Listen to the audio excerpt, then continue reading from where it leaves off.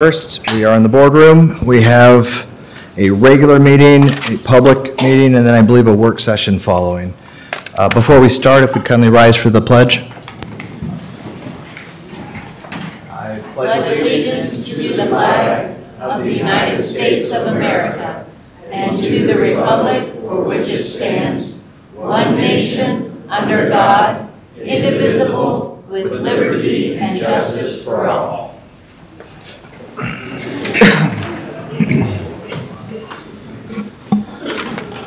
Okay, good morning all.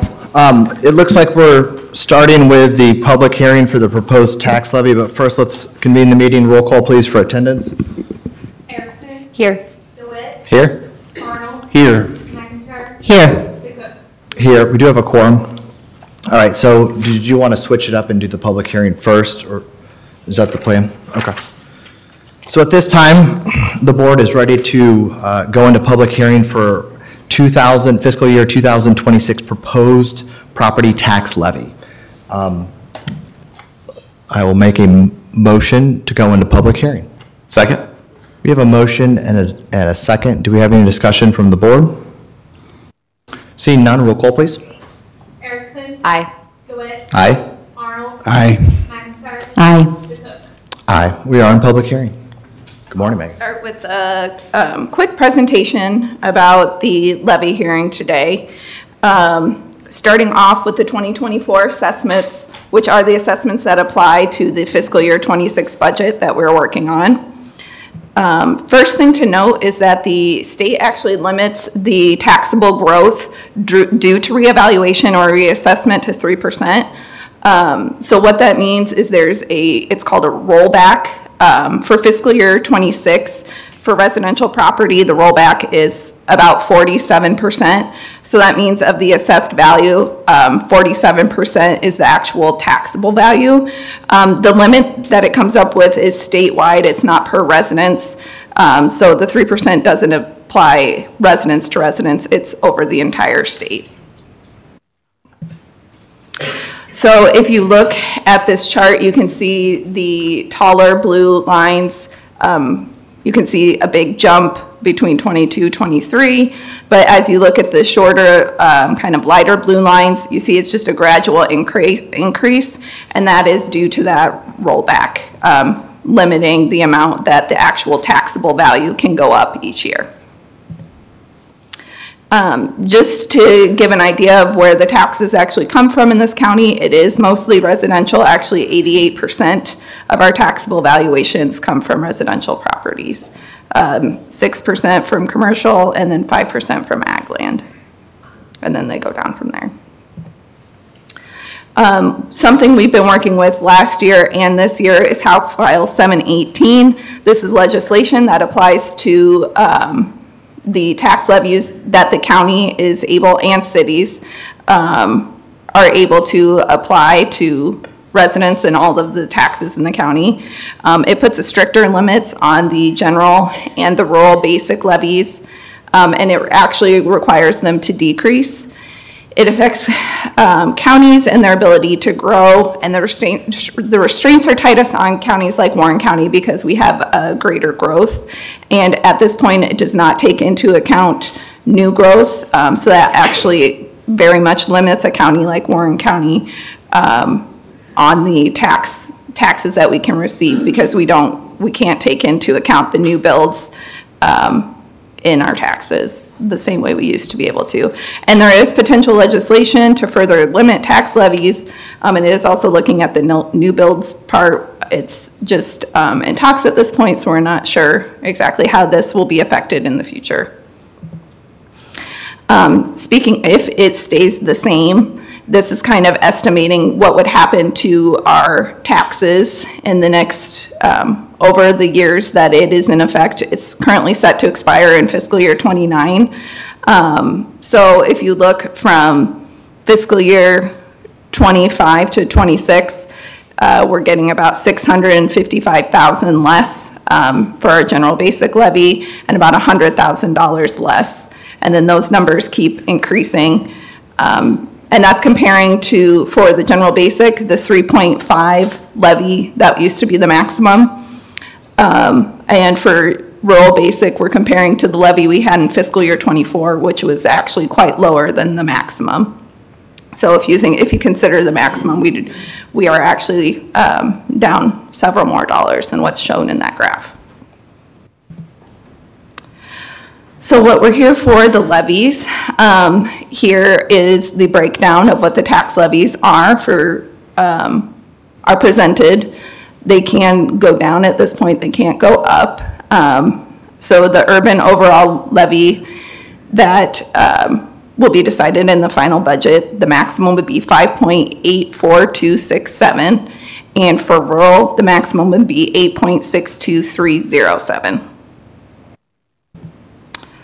So just to show, this would be the tax notice. It's just showing those levies, and it's also showing kind of how these would affect a $100,000 assessed residence and a $300,000 assessed residence. That's in the tax notice. But if you look here, this is kind of calculating what the taxes plus an estimate of 10% value increase would look like in actual tax dollars.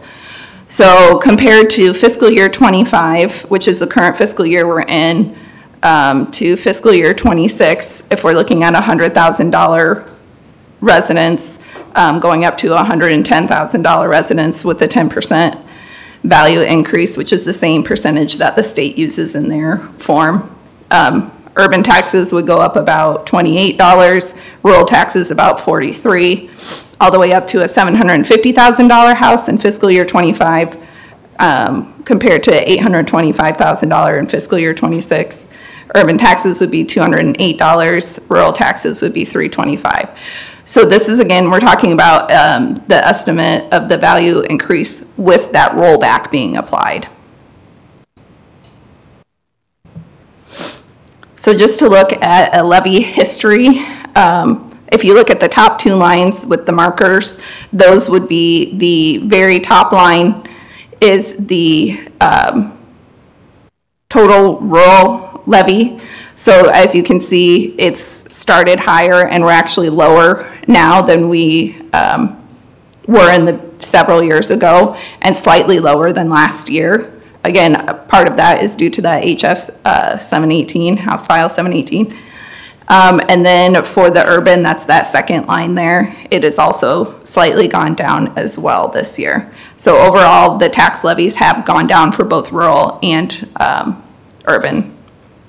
And then down here, it's just a history of the last 10 years. So this is all showing what our levies have done over the last 10 years. And with that, I know it's a lot of information. So these slides will be available on our county website. And now that I've finished my presentation, it's the floor is open for their comment. Thank you, Megan. Could you go back one slide and leave that one up too, just for my benefit? Just the history of the levy rate. No. Yep. Thank you. Okay. Appreciated. Do you want to give like a quick high level total urban levy, total rural levy, debt service levy? I mean, just so folks, I mean, I'll tell people we'll have an open public comment session for the property tax levy, which is what we're certifying today, or what we're going to implement today. I did catch that there was a news story. I didn't actually hear it yet, but it's my understanding that that was in regard to the assessments. That's why I assume many of you are here. You're welcome to be here. You're always welcome to attend our public meetings. Today, though, we are dealing with the fiscal year 26 property tax levy setting, which is not the same thing, but we can talk about that too. Your other issue. But can you talk a little bit about total levy rates so that folks understand it? I see it on the chart, but just what was it? 15 cents on the rural debt levy decrease, 14 cents Yes. on the urban levy decrease. Yes. Part of that's comprised with the debt service levy decrease. So years ago, Warren County didn't have any debt. They had none. Yep. I would tell you, in your own household budget, in my personal household budget, not having debt is an appropriate thing if you can. Most people still have a mortgage, but generally speaking, the more debt you have, the worse off you are. From a county perspective, from a public entity, having no debt, it's a problem, and it's not a good problem. Having some reasonable level of debt is actually beneficial for you, and here's why. The reason why it's beneficial is because when you have some debt, and you have an area like Norwalk or Indianola or Carlisle that are growing their cities using TIF, tax increment financing, you don't collect anything from that. So if a school or a county or a city has no debt and an incorporated area has a TIF district, which there's a lot of TIF districts in Warren County because that's how Indianola and Norwalk grew, then you don't collect anything. Now, if you have a certain level of debt, we've got 2 debt obligations here in the county. That is the Justice Center and then our 911 towers. So because we have some debt, those TIF areas, those debt service areas, they actually now contribute to pay towards those improvements. So I would tell you, even while most of the people here would say, well, debt's bad and I don't like debt, having some debt, maybe fixing a bridge here or there or doing some sort of a project over the last 20 years would have been really beneficial because the county would have collected on those TIF districts, but they did not. Now we have some debt. The debt service levy is coming down. I think it's off 7 cents. Is that right, Megan? It definitely came down. That sounds about right. 6 or 7 cents. Yep. And I believe it's set at like 62 cents now per thousand of taxable valuation. Is that? That for the Justice Center, the overall is 81 cents. 81 cents. Yep. Okay. And just since I've got a big room, I got a big room, and I got the mic, so I'm going to talk a little bit. I think there's also been some real misconception about the Justice Center. There's plenty of reasons to dislike the location or dislike different aspects of it. And I understand that. I didn't choose the location. Most of this board wasn't here for a lot of that. But I think that it behooves people to keep in mind sort of a history on that project. And this does very well relate to the budget. But when the citizens of the county voted to approve the bond for the Justice Center, they did so with an understanding that there would be a 95-cent debt service levy impact to build the project, to have the courtrooms and to have the jail. So, you know, there's been a lot of talk about, geez, wouldn't the county have been better off if we didn't spend 3 times as much as we should have for the Justice Center or whatever they fabricate or make up. But here's reality, because I want you to understand this. This is important. When the Justice Center was final, the original amount on the debt service levy was 87 or 88 cents. I don't recall which one it was. 87. 87.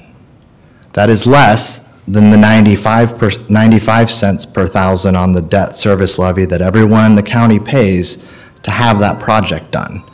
The reason why that it was lower was because when the building was financed, we were at all-time historically low interest rates. That really helped. That was probably part of the large reason why, instead of blowing up that project went forward, because the interest rates were very good. So anyone in the room that has a mortgage on their personal home, you all are very astutely aware that it would be better to lock in a 15, 20, or 30-rate mortgage, 30-year mortgage at 2% or 3%. Or 2.7% or whatever. I think that's about what the Justice Center is blended rate average versus 6%, right? That just makes sense. You're going to pay a lot more in interest, and that service cost on it's going to be a lot more. So the debt service levy is part of it, but that is going down as every year that we make a debt service payment on our projects. The debt service levy rate comes down, and this year I think it was 6 or 7 cents, but it's part of it. But more importantly, that's part of the reason why the urban levy rate and the rural levy rate both decreased 14 and 15 cents.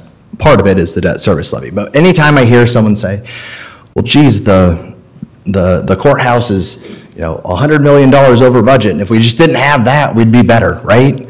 I mean, you hear people make up stuff, and reality is voters approved it. That's the only way that the county had the money to build it.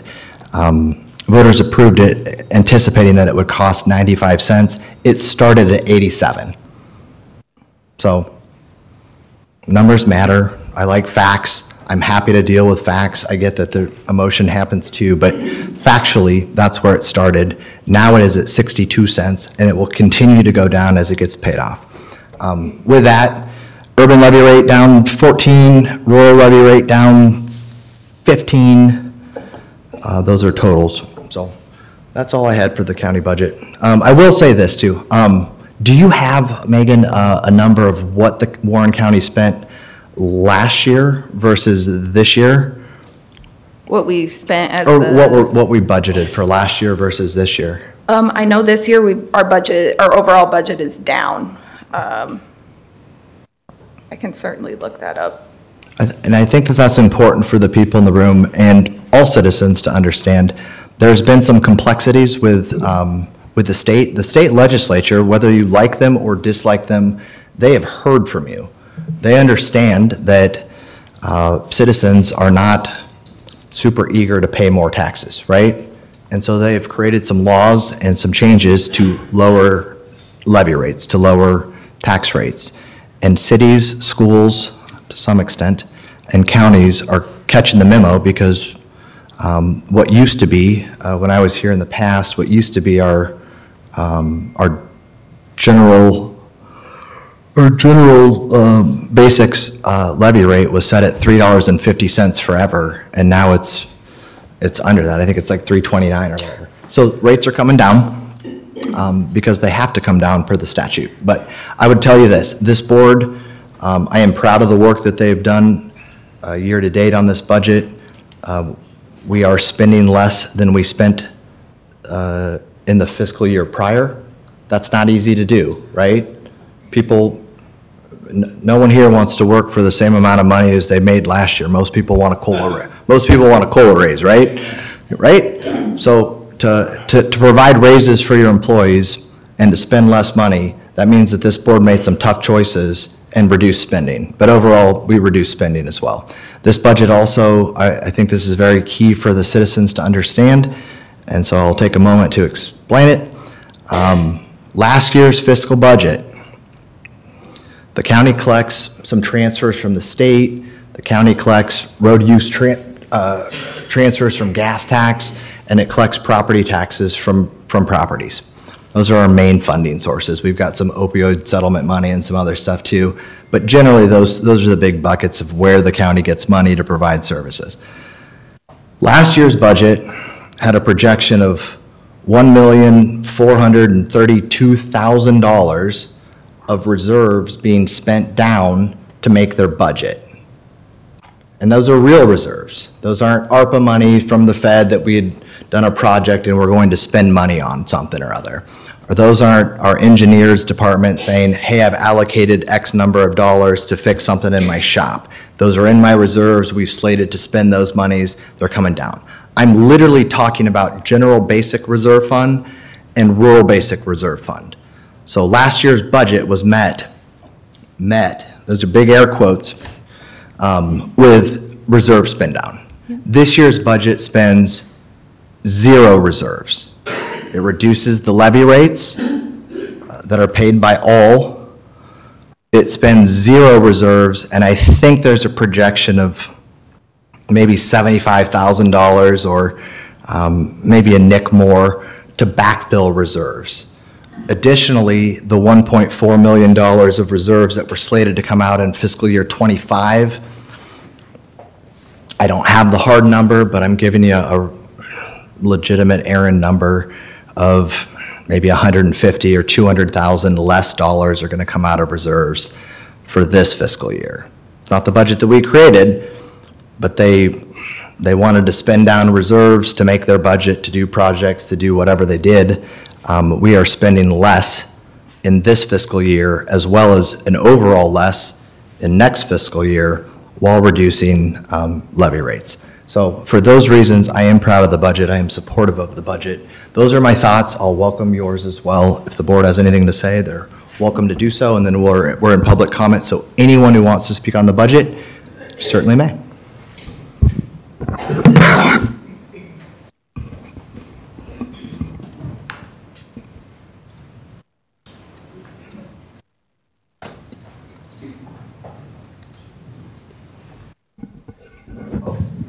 I would just kindly ask that when you come up to the mic so we can all hear you. State your name and your address, and then we've got 3 minutes. Skip Phillips, 1341 Bronze Street. I realize that you guys are kind of getting stuck on the short end of the stick of this thing. You had mentioned that the rate is down, but we've inflated the valuations quite a little bit. And as an engineer, I know that you take the rate, lower that a touch, increase the valuation a lot, and you're increasing taxes. And it's that bottom line that's really hurting us. That's not true. What I have found that is right now, my property taxes is the biggest expense I have of everything, including medical. And with that issue, I don't know if, this is a state issue, not so much a county issue, but you're basically driving all of the older people out of the county, out of the state with this kind of stuff. I had objected to my taxes, and as usual, they were rejected by the county level. I went to the state level. The state level then had comps of my house. When we looked at the comps, one of the comps had 2 houses on it, so it wasn't valid.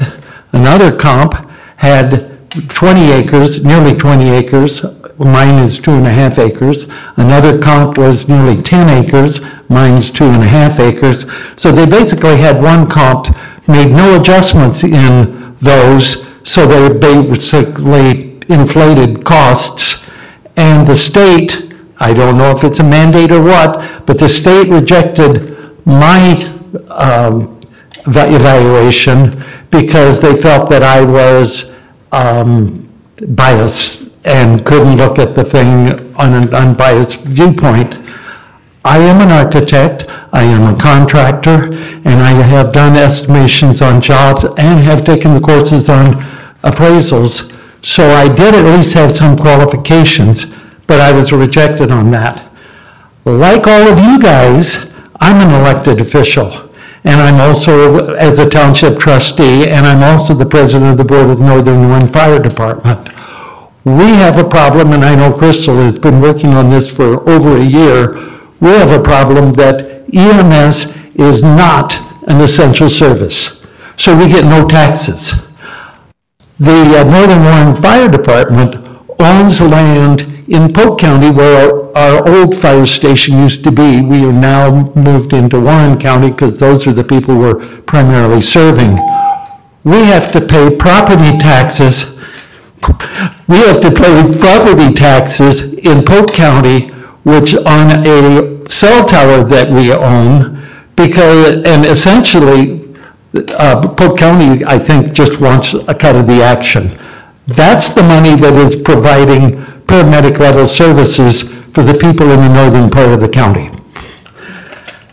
And then the last thing is, I know that the real problem, because I've mentioned that this problem really isn't the county's problem, this is the problem that the state has created. The state has cut taxes for areas or entities that they don't collect the taxes for them, it's entities for the local governments, which is the property taxes. And that's a huge problem that the state needs to fix, that nobody cuts taxes without the permission of the entity that is to receive those taxes. Thank you. Thank you, Skip. Thanks. We appreciate that.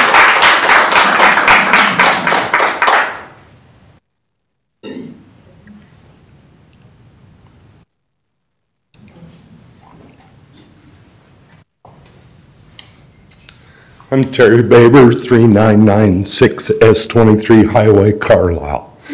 With the assessed values of rural acreage, residential acreage, going up 300% like mine did, why is there a levy increase at all? You people were aware of those assessments going up before I got the piece of paper in the mail. So why do you need even higher levy rate when assessed values are going up? I'm going to venture to guess real quick, millions, tens of millions of dollars. My property went up 300% on a little 8-acre patch.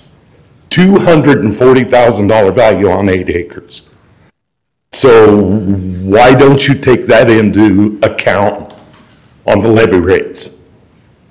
You're still going to gain more money every year at the old levy rate because the assessed values skyrocketed. And as with the last gentleman, it's my biggest living expense is paying taxes. Thank you.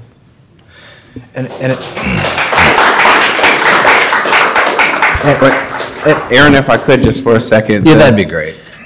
The proposed levy rate is lower than it was the year before. It wasn't an increase. What we're talking about here today, our new proposed levy, is actually lower than it was the year before. So there's not an increase in the levy rate. The new, and I understand there's a lot of people here and you're here about your new assessment.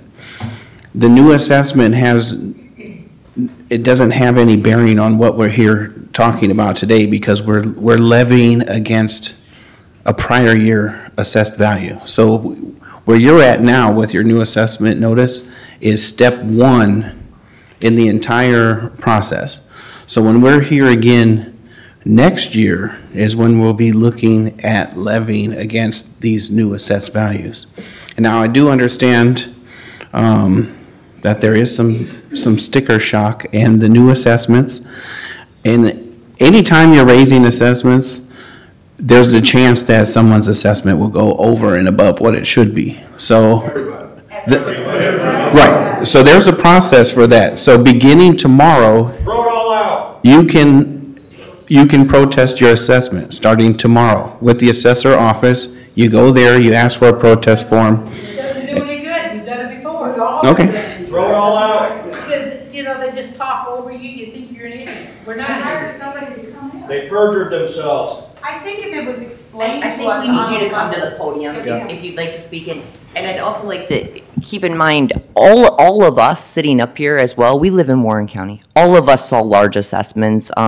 It's all public, you can see. We're facing the same things as you. So we empathize with you, but as my colleagues have said, your levy rate is going down. We do not control the assessments. That comes from the assessor's office. 5% increase in salary. We can't vote ourselves at 12. We act, as supervisors, we actually, if you stay for our next meeting, you will see that we actually decreased our salary so that we could give that to general assistance. So we personally are giving money out of our own salaries, and then we also are only giving a 3% COLA cost of living increase to our employees. We are not taking that as your elected officials. We are taking 0. Actually, less than 0, 2.06 less. Yes, because we are giving money back. So I want you all to keep that in mind, that we are not here to talk about your assessments. We understand that all of the outrage, we understand it.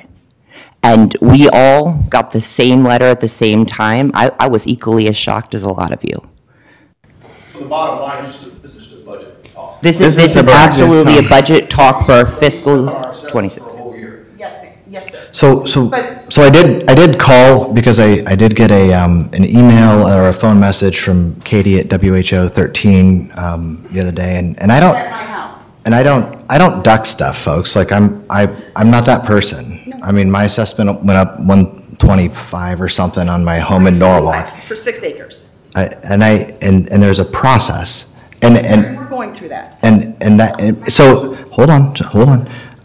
So I did talk to her for maybe 15 minutes yesterday, and Again, everyone's welcome to do whatever in the world they want to do. She's able to print or run whatever story that she wants to do, and we're in public comment, so we are happy to hear from you. But again, you got to step back. There is a process. Brian is correct. If the numbers are wrong, petition it and get it fixed. But from 100 feet up on this, just bear with me for a moment. This board spent less than last year. This county is growing. The rates are coming down. If we spend the same or slightly less next year and the assessments go up some, we're still collecting X number of dollars to do the services. I understand that there is, I think Brian called it sticker shock. And if they're wrong, please, I implore you to petition it and to get it fixed.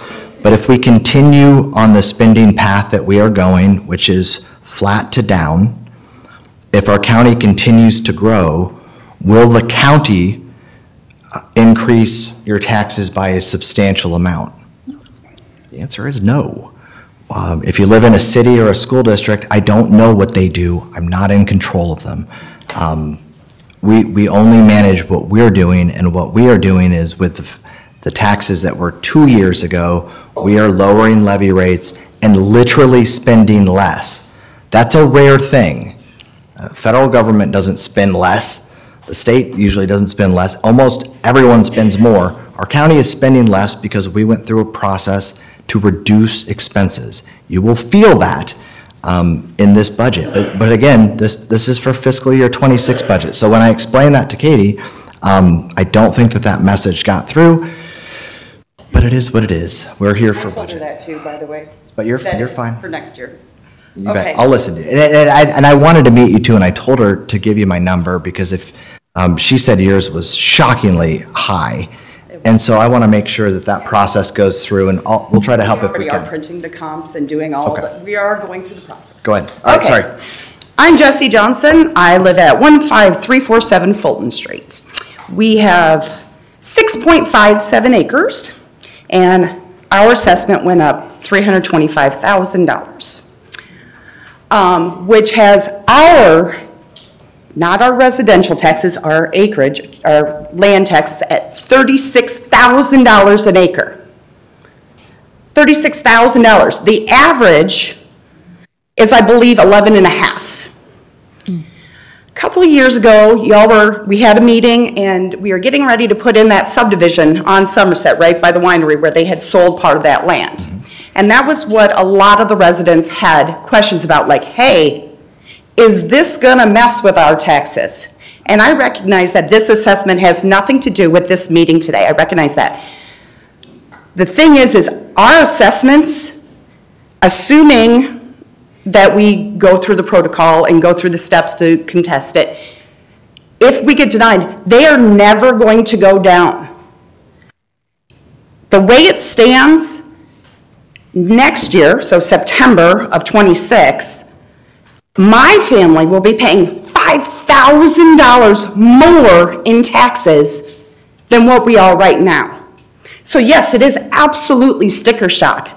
I am asking for, please, a meeting without anger, although we are, without frustration, dumb it down for us. Not levies and increments and da-da-da-da. Smoke and mirrors. Amen. Dumb it down for us, because I have no problem, I vote very right. Regardless, I have no problem paying my fair share. I have no problem helping the next guy out. But I need an explanation. And we don't have the same level of education that y'all do. Using these words, sorry, emotional. Using these words, half the time, I'm a dumb farmer. I gotta go home and look this stuff up, okay? And then I can't engage with you and say, but what does that mean to my family? And I'm so worried about these little old people that live on my road that are getting taxed out. Gnarly old farmer fingers, and they can't afford their home. And no, it's not for today, but that's next year. They're not gonna make more next year than what they make this year. They're gonna get booted. They're getting out. So I understand your meeting today is not about this, but I really encourage you guys to give us a meeting to dumb it down for us and really explain it and really take your constituents into account. Please. Thank you. Thank you.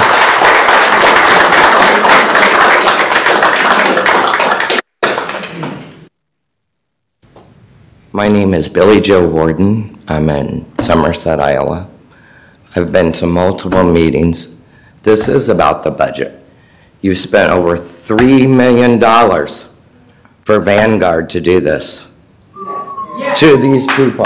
Get your money back. Get your money back. They didn't do any justice for our county.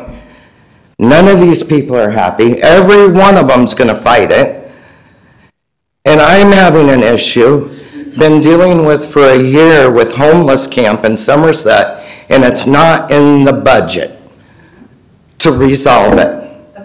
But we have $3 million, thank you, $3 million to give to Vanguard, but we can't take care of our own community. I'm very upset. I can't get responses. I mean, I know this group of supervisors, thank you very much. You have been so helpful. The last group, I'm just trembling, I'm sorry. The last group was not helpful at all. Tried to turn me against Crystal. She was not the wolf in the sheep's clothing. I spent 8 hours of my time watching previous meetings and seeing for myself what was going on. But I feel like then, I'm gonna say this, I called a couple of the best land use attorneys in the state. And guess what? They can't work for me because they work for Warren County. Why are we paying these land use attorneys when we pay how many attorneys at the county? These people, us, we pay, you can go through the list of people that we pay to do these jobs. Just like the zoning office. Let's get rid of them. They cannot do their job. Amen. If you can't do your job, get out. She's not elected. These people pay her wages, and every time she comes in front of the board, she goes against the people. That's not right. And something has got to change because we're retirement age, and we're going to be taxed out of our home. I don't want to leave this county. My family's been here over 100 years. We're part founders of this county. The Somerset Baptist Church, my family founded that. Sandyville, that whole cemetery is all my family. Bob Sandy, who sat right there, was a supervisor for years. Good guy. Let's go back and treat people how they deserve to be treated, please. Thank you.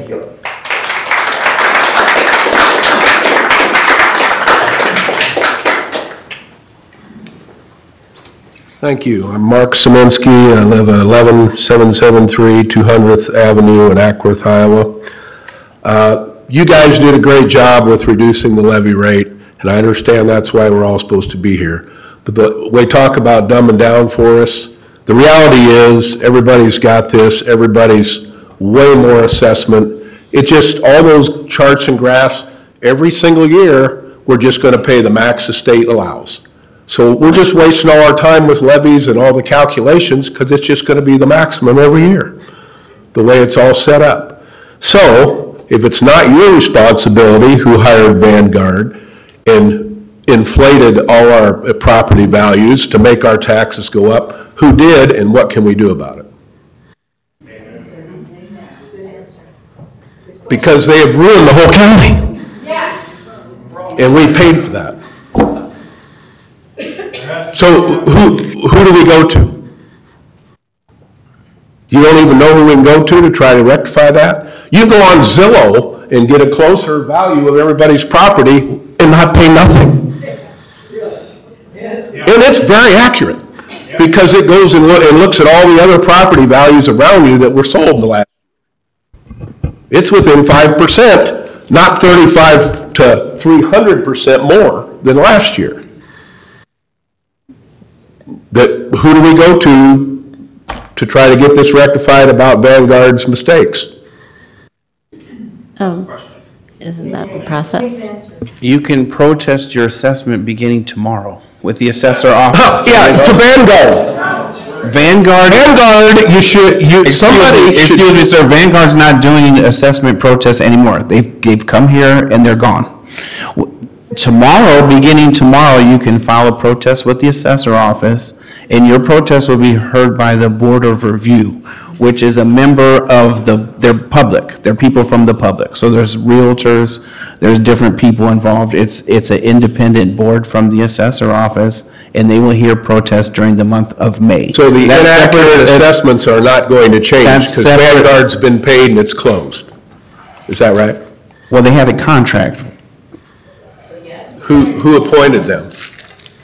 Did you guys vote on Vanguard to do that? Assessor. Okay. All right, thank you. What can we do about it? Anything? It's over?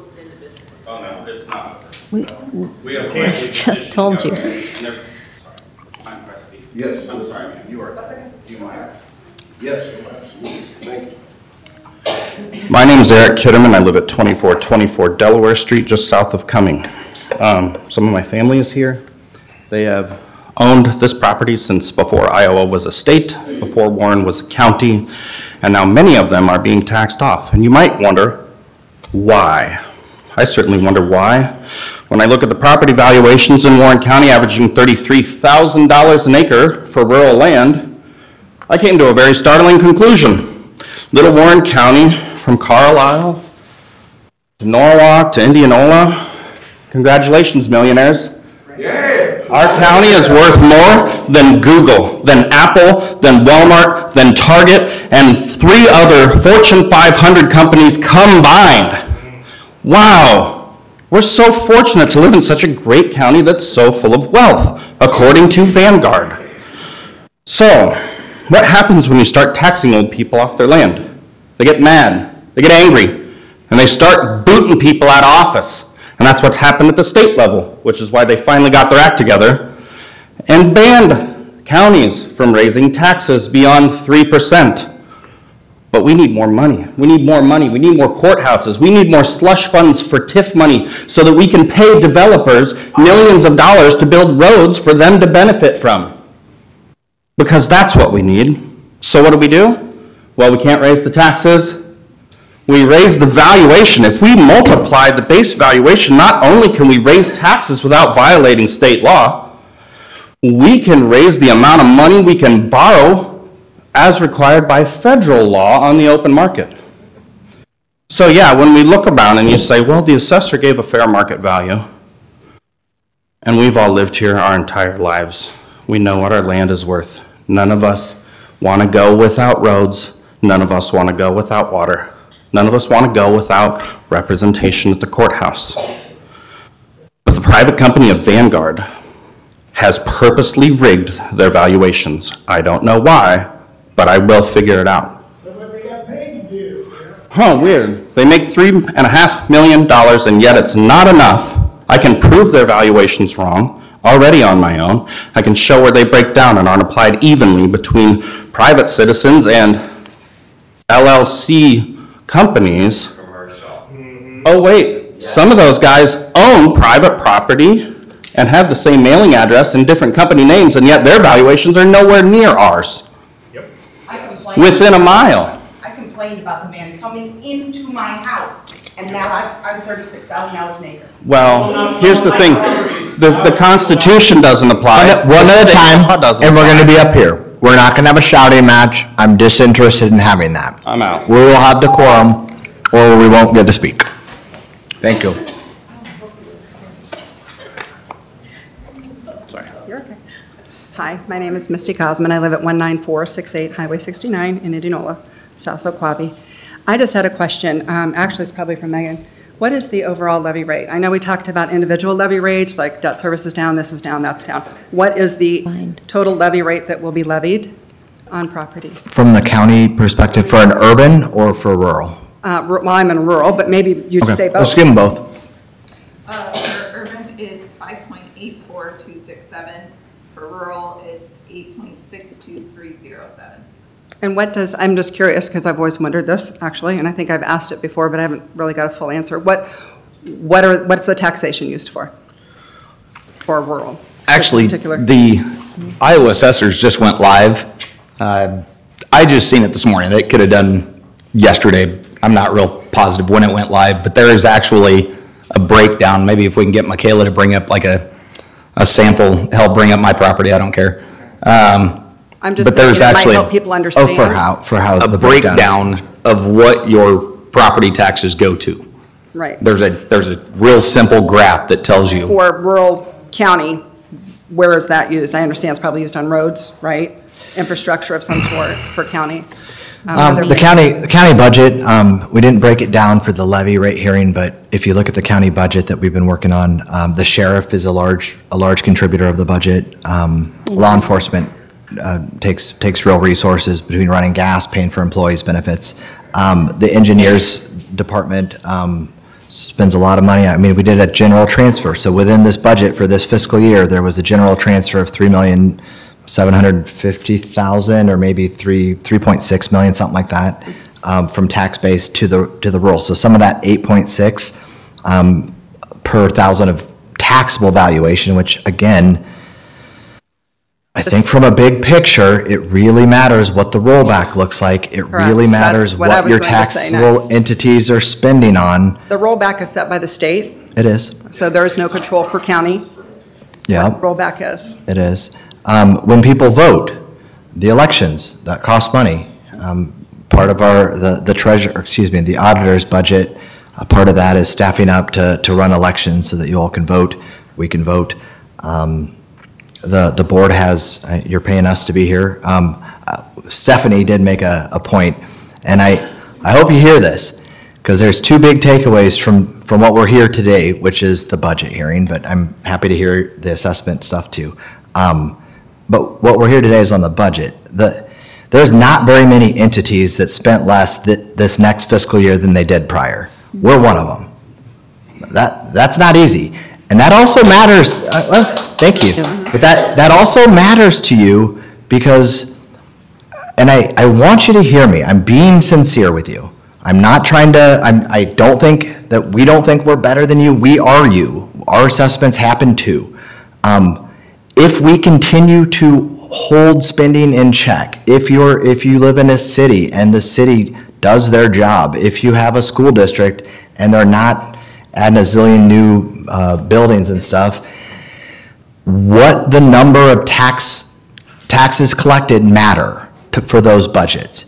If they are holding it in check and we grow, there's not going to be the catastrophe that you might suspect, even if your valuations go up some. But those are the things that we spend money on: the engineer, general services, the board, tech department, elections, the sheriff's department. Those are where things are going. But again, from a high level perspective, we are spending less than last year's budget. We're even reducing a little bit of last year's budget, which they took from reserves to make their budget. We've held a COLA raise in place. Some people didn't like that. Some people were used to larger raises, and we didn't have the money, and I didn't think it was fiscally prudent. So we've lowered levy rates. We're spending less. You're going to feel that from the county's perspective. But I understand the anger with the appraisals, or with the assessments. And again, Supervisor Arnold mentioned it, like your chance to go battle that if it's wrong. And I suspect there's a lot of wrong there. I don't know what the Vanguard one, there was like a sort of a trial run with Vanguard, and I think they lowered about 40% of those ones. So some of those got lowered, but there's another process. So do go through the process if it's high. That's what I got to tell you. But we will continue to do our job as long as I'm here. We are not going to inflate our spending. It's a pretty bare bones budget, and we spent less than last year. That means we're not going to collect more tax money because we don't need as much. So that's what we're going to keep trying to do, but that's where the money goes. One other thing, what I was trying to point out is that the levy rate is based on the rollback that is set by the state, and you have no control. And secondarily, that if you looked, which it's not up there now, but if you looked at the pie chart, you would realize that the county doesn't take as much as schools. The school takes a very big piece of it. So maybe you need to look at your school districts and how they're spending their money and why they can't reduce their levy rate, because it's based on the same valuation as the counties. Yeah, here, I don't know whose do we got up there right now? Is that Travis's? All right, so here's Supervisor DeWitt's property. Put it on the. It's up on the screen. And just make note, I'm in the exact same boat. I live in southern Warren County. That's all I You have. said that they don't have the same education as us up here. I'm just a southern Iowa farm boy. Been working on the farm all my life. I own a business here in town. So to say that people who own businesses but own properties, they didn't get their levy rates or their assessments raised like everybody else, that's not true, dude. 192.1 was last year. 339,400 for 25. It doesn't bother me because I know what's going on. I know why this is going to affect the county and how it's going to affect the county. Interstate 35 takes 62.8% of my taxes. The Warren County takes 29.5.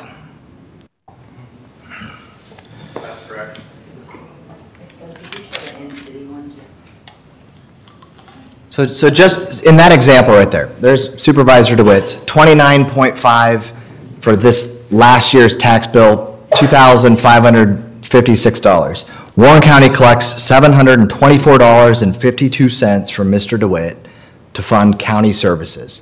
That funds elections, that funds roads, that funds the sheriff's department, that funds everything that the county does. The 911 towers, a little bit for the debt service levy. You know, no one wants to go to jail, but if you do, we have one. That costs money too.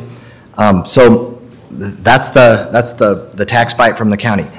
The board, whether or not you believe it, the board is holding the line on spending. There are darn few taxing entities in this state that will have spent less in the next year than they did in the prior year. We are one of them. So I hope you hear that, and I get that most of you are here for the assessment thing, and there's a process for that, but on the budget, I mean, we did what you sent us here to do. You didn't send us to go spend more money or raise taxes or inflate our salaries. It's one of the proudest things I am about this board during this budget process was we reduced our salary. I mean, no one does that. No one does that. Now, in large part, did the salaries go up a whole lot the last 2 years? Yes. When I wasn't here? Correct, they did. And I didn't think that was right. So anyways, floor is yours. Yes. My name is Pam Ackelson. I live at 14973 10th Avenue in St. Charles. And I just have a couple of questions. I do appreciate what you all are doing on the budget. I think, I've worked in corporate America my entire life, and it was always a constant battle to, reduce your budget, hold salaries and things like that. So I know that's a hard thing, and we appreciate what you're doing. Couple of questions is, one of the things about the assessments is that they kind of totally reworked how our properties were valued in terms of, our structures versus our land. And I was just curious what kind of, the land values increased, obviously tremendously, and they did take a small offset against, the, improvements that we have, or dwellings, buildings and things that we have on them.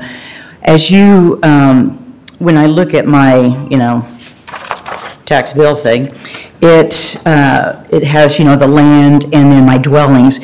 With that being restructured, is that going to impact how much our taxes are? And I was just curious, what kind of impact that might have, given that those things have kind of flipped, well, not enough, but kind of, we've seen a dramatic increase in the land value, because they have those two things together, and then that's upon which, you assess the levy. So that was kind of one question that I have. The other is that when we receive this notice, you have the urban resident called out from a rural resident, and I was just curious what the difference between those two are, and how do we know which one? I mean, I could figure out when I looked at last year's tax bill, I can tell which one I am, but I was just curious what that definition is. Sure. I don't know is this one yours? Okay, this is Supervisor Erickson's. Total tax bill for last year looks like $5,700. This one breaks down the Indianola School District sees 46.3% of her tax bill. City of Indianola, 34.8, because she lives inside of a city. So the city has their own tax rate. So I mean, So if you lived within one of the incorporated if areas you live within within Warren an County, you're incorporated likely area, an urban you're- resident and otherwise. You probably are also paying for a police department. You're probably also paying for curb and gutter. You're paying for sewer. I would imagine most people that are in this room have a septic system versus a sewer line.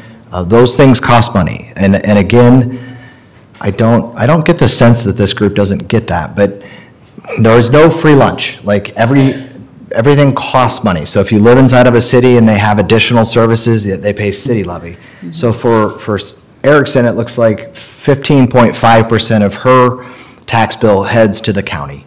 And that provides county services that some of which she uses and some of which she doesn't use. But that's sort of the breakdown. But the proposed tax rate is higher for the rural residents than the urban residents, so, Yeah. even though they appear to get more service. This would just be a side comment. It's hard for me as a truly rural resident, I live out on some acres by St. Charles, and it's hard to see where any of that money is applied to me and my property. I get it. The big part is going to be the engineer. If you live inside of an incorporated area, the engineer does not set foot. I mean, they might drive through your town or whatever, but they're not laying rock on pavement, right? Right. Nobody is. Nobody is. Okay. So, I mean, that's my point is nobody's graveling my road. The engineer isn't going to be touching roads and things or bridges that are inside of a city. If it's a city bridge and it breaks or whatever, the citizens within that city are going to address it, not our engineers. Just one last thing quickly. As you guys are working hard to reduce your budget and, kind of lowering levy rates, but when we start applying those towards those increased assessed property values, won't there be a lot more money in your budget for you to spend, or where does that go? There won't be, and that's the part that and so I will do that. We will have a meeting. We'll make it a night meeting. We can make it a work session or whatever, and we can do an auditorium or whatever. Just be respectful, and that's all I ask. But I'm happy to do that because the answer to your question is no. The state has caps on that too, so there will not be some windfall of, hey, we've got an extra $3 million in 2027 that we can just blow. We won't collect that money.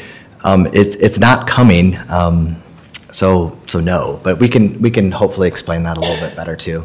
And that'll help at least take the temperature in the room down a nick when you realize, yeah, the assessment might went up, but our taxes aren't going to they're not going to triple or quadruple, which is probably what some folks think. It's just not going to happen. But we'll do it. Well, and this graph here is really good, going back to your road comment. So 29.5% of my taxes go to the county roads, or the county anyway. That's $725 that goes to the county out of my $2,500 in taxes. So how much of that is going to the rural roads? 20% of that. Yeah. About $150 is the answer. Why is the county assessor a different line item than the rest of the county? She is under a different board. It's called a conference board. The Board of Supervisors holds one vote as a group. All of the mayors within Warren County hold another vote, and all of the school boards hold one vote. And I will tell you, this year, the assessor's budget was not something that the board agreed. We voted no, and your mayors and your school boards voted yes. Yeah, but that's actually a really good question, sir, because I don't think, I mean, before I was a supervisor, I didn't understand that. Like, I had no clue.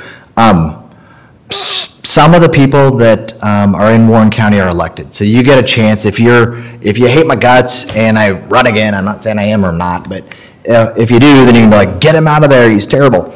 Or Brian or Travis or whoever. You have that opportunity with the treasurer. You have that opportunity with the recorder. You have that opportunity with your sheriff who's out in the hall. I like you, Joe. But again, he has to be on the ballot, so you get a chance where if you're like, this person's just really jacking stuff up, and they're doing a terrible job, then nix them, get rid of them, find someone who'll do what you need them to do. Be active, go campaign, go find someone that wants to run. There's a lot of people that don't run because a lot of this is pretty thankless, but find those people. The assessor, on the other hand, the assessor is, hold on, Billy Joe, the assessor, on the other hand, not an elected official. What if they're not elected? Well, they're appointed, they're going, I think she is actually retiring too. So they will be appointed between the Board of Supervisors, the school boards, and the mayors will find a new assessor, and I think that's coming up maybe in the next year, but I don't know that for sure. But, so, There's a review board also. Outside of the conference board, which I just explained to you, they have a set of 3 people, is it 3 or 5, that's on the review board that they have applicants, and then they would go through those applicants and then bring that to the conference board. and then they'll select one. But that's not one of the offices where this board has a great deal of say. Now, if our IT director, I mean, he reports directly to the board. He's not elected. Like, there, we have a great deal of say. The zoning department, there, we have a great deal of say. The sheriff, I don't. If you're elected, you're elected, and the only real say that this board has with those other offices and their departments and their budget is at budget time.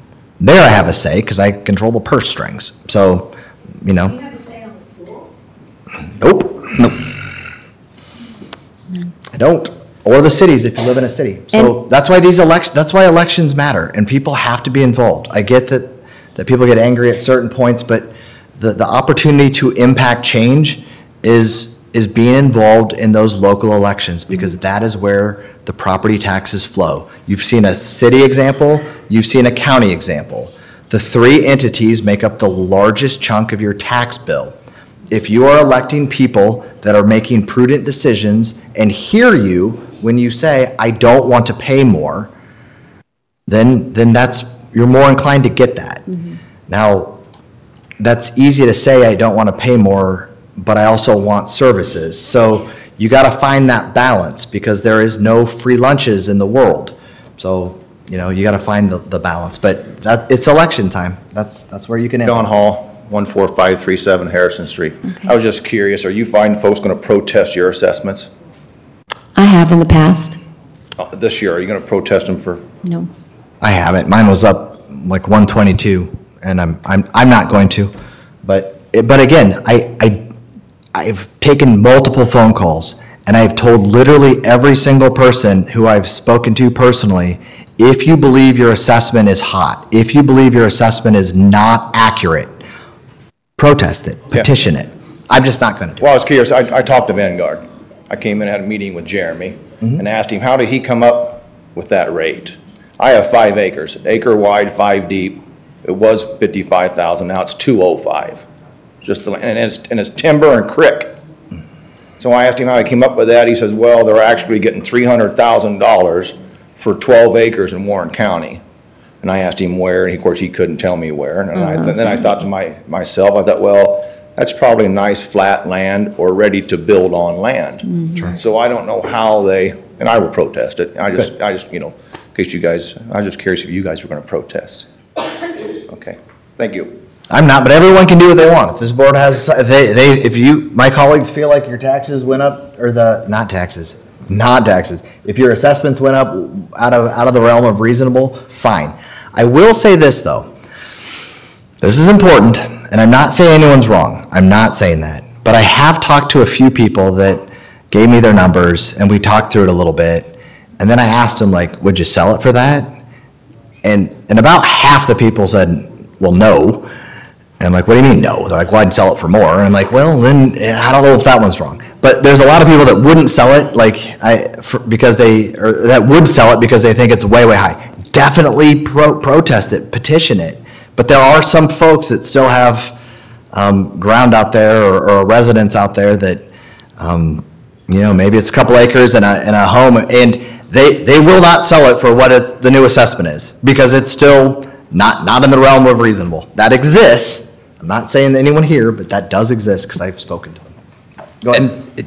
And I won't be protesting mine, because going back, the 339, 400, I remember as a kid when looking at houses and seeing what the realtors were asking, and I'd always jump on Iowa Assessor and just think that the realtor was absolutely crazy, because the assessment value was sometimes a quarter what the realtors were asking for the properties. And then going back to your comment, so I just pulled mine up on Zillow real quick, just for comparison. So I got assessed at 339, 400. They were asked to be within 5% of resale value. If we use Zillow, like you said, Zillow has my property at 344, 300. Your case, it worked, but a lot of other people. Zillow has mine the same too, at 366. Yeah, but that's the point, sir, is if yours, it's individual. If yours is way hot, then you probably have a really good claim to have it fixed, and I want you to fix it. These are 2 years in advance numbers. If they're hot, fix it. And then also know that at least while I'm here, this board isn't going to hammer ball you on our taxes. Like, we're flat to down. So go ahead, sir. I'm Rory Martin. I live at 4978 165th Lane in Carlisle. I have what I think would be a constructive comment for you. I think it would be helpful if on the notice of the new levy rate letter, the actual formula to calculate what your property taxes would actually be was included using the new rate instead of the $100,000, $300,000, and explain how the mill rates actually work. I think that would be very helpful to all of these people, because there's clearly a lot of confusion. The system is kind of cryptic. That form is a state form. It's in the state law exactly how they have to spell it out and how they have to send it to you. I understand, and there has been talk about trying to change that notice at the state level. There's been talk about adopting actually Minnesota's system, which actually tells what your increase in actual property tax will be when you receive the form. I think that'd actually be, the I agree. I like that idea. I agree with that. The problem is we don't have any idea, because we haven't even started to even budget or even put a budget together for that year. So, but if the formula is given, like you have the rate, the value, Right. I think the problem that would be helpful. Problem is property taxes are paid in arrears, so they're 18 months behind. Right. That's correct. But We would if have you to just- be envisioning for that 18. Right, I you see just what, I have- like what you're saying. Rate, and however the rest of the formula works to get the value. Understand that there's stuff that changes year to year with the state budget and what they'll let you do, but seeing the formula would be great. I work with numbers. It would be very helpful. Thank you. Thank you, sir. Thanks. And that's maybe some of the confusion is on the Iowa assessors. They have a how to figure your own taxes. And that link, I think, is last year's or the previous year's. So everybody's putting their numbers in now, and they're seeing a huge increase, which isn't necessarily correct. Not using the correct rollback. And Is that where you get your $5,000 number?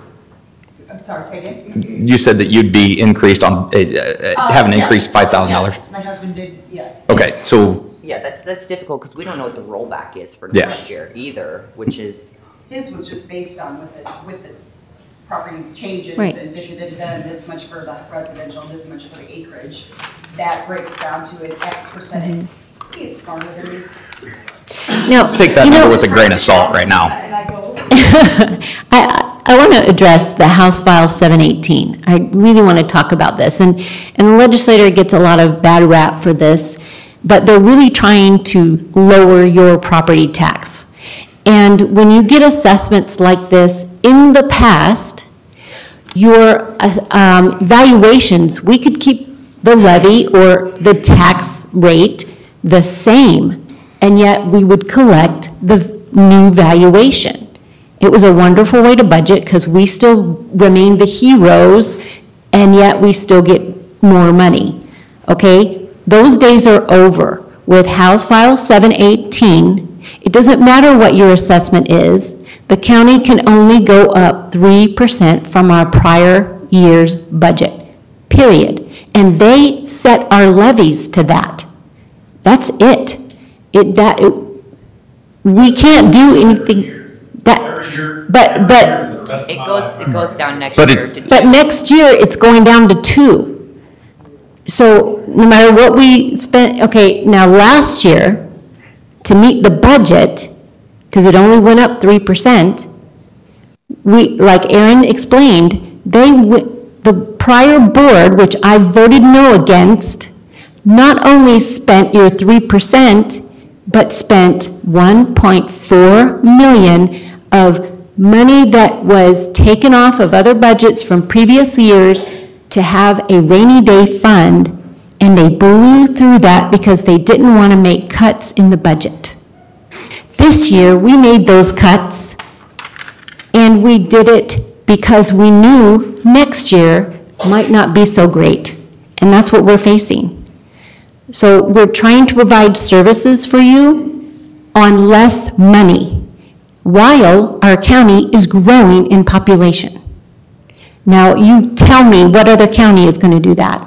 And I know that it's only 15 to 25% of your tax bill. So my question to you is you need to tell your legislators, why aren't you addressing the schools? Why aren't you cutting their budget and making them budget like we are having to budget? How much of that 1.4 did you cut out?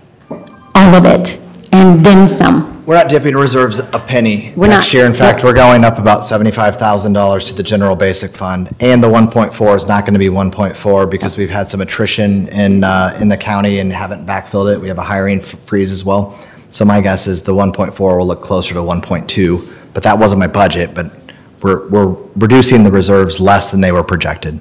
So, I mean, you asked for fiscal conservatives. That's what we did. I mean, that's what we did, but go ahead, sir. Oh, real quick, sorry, before you go and we start that timer on you, to echo Crystal's comments, she is spot on. I hope every single one of you is going to your school districts. That's where you need a lot of your energy to be spent. As you saw, Travis, it's what, 48%? Or mine is 48%, yours is Mine's a little bit. 62.8. 62%. We are taking a very small margin of your taxes. In the city, only 15% goes to Warren County.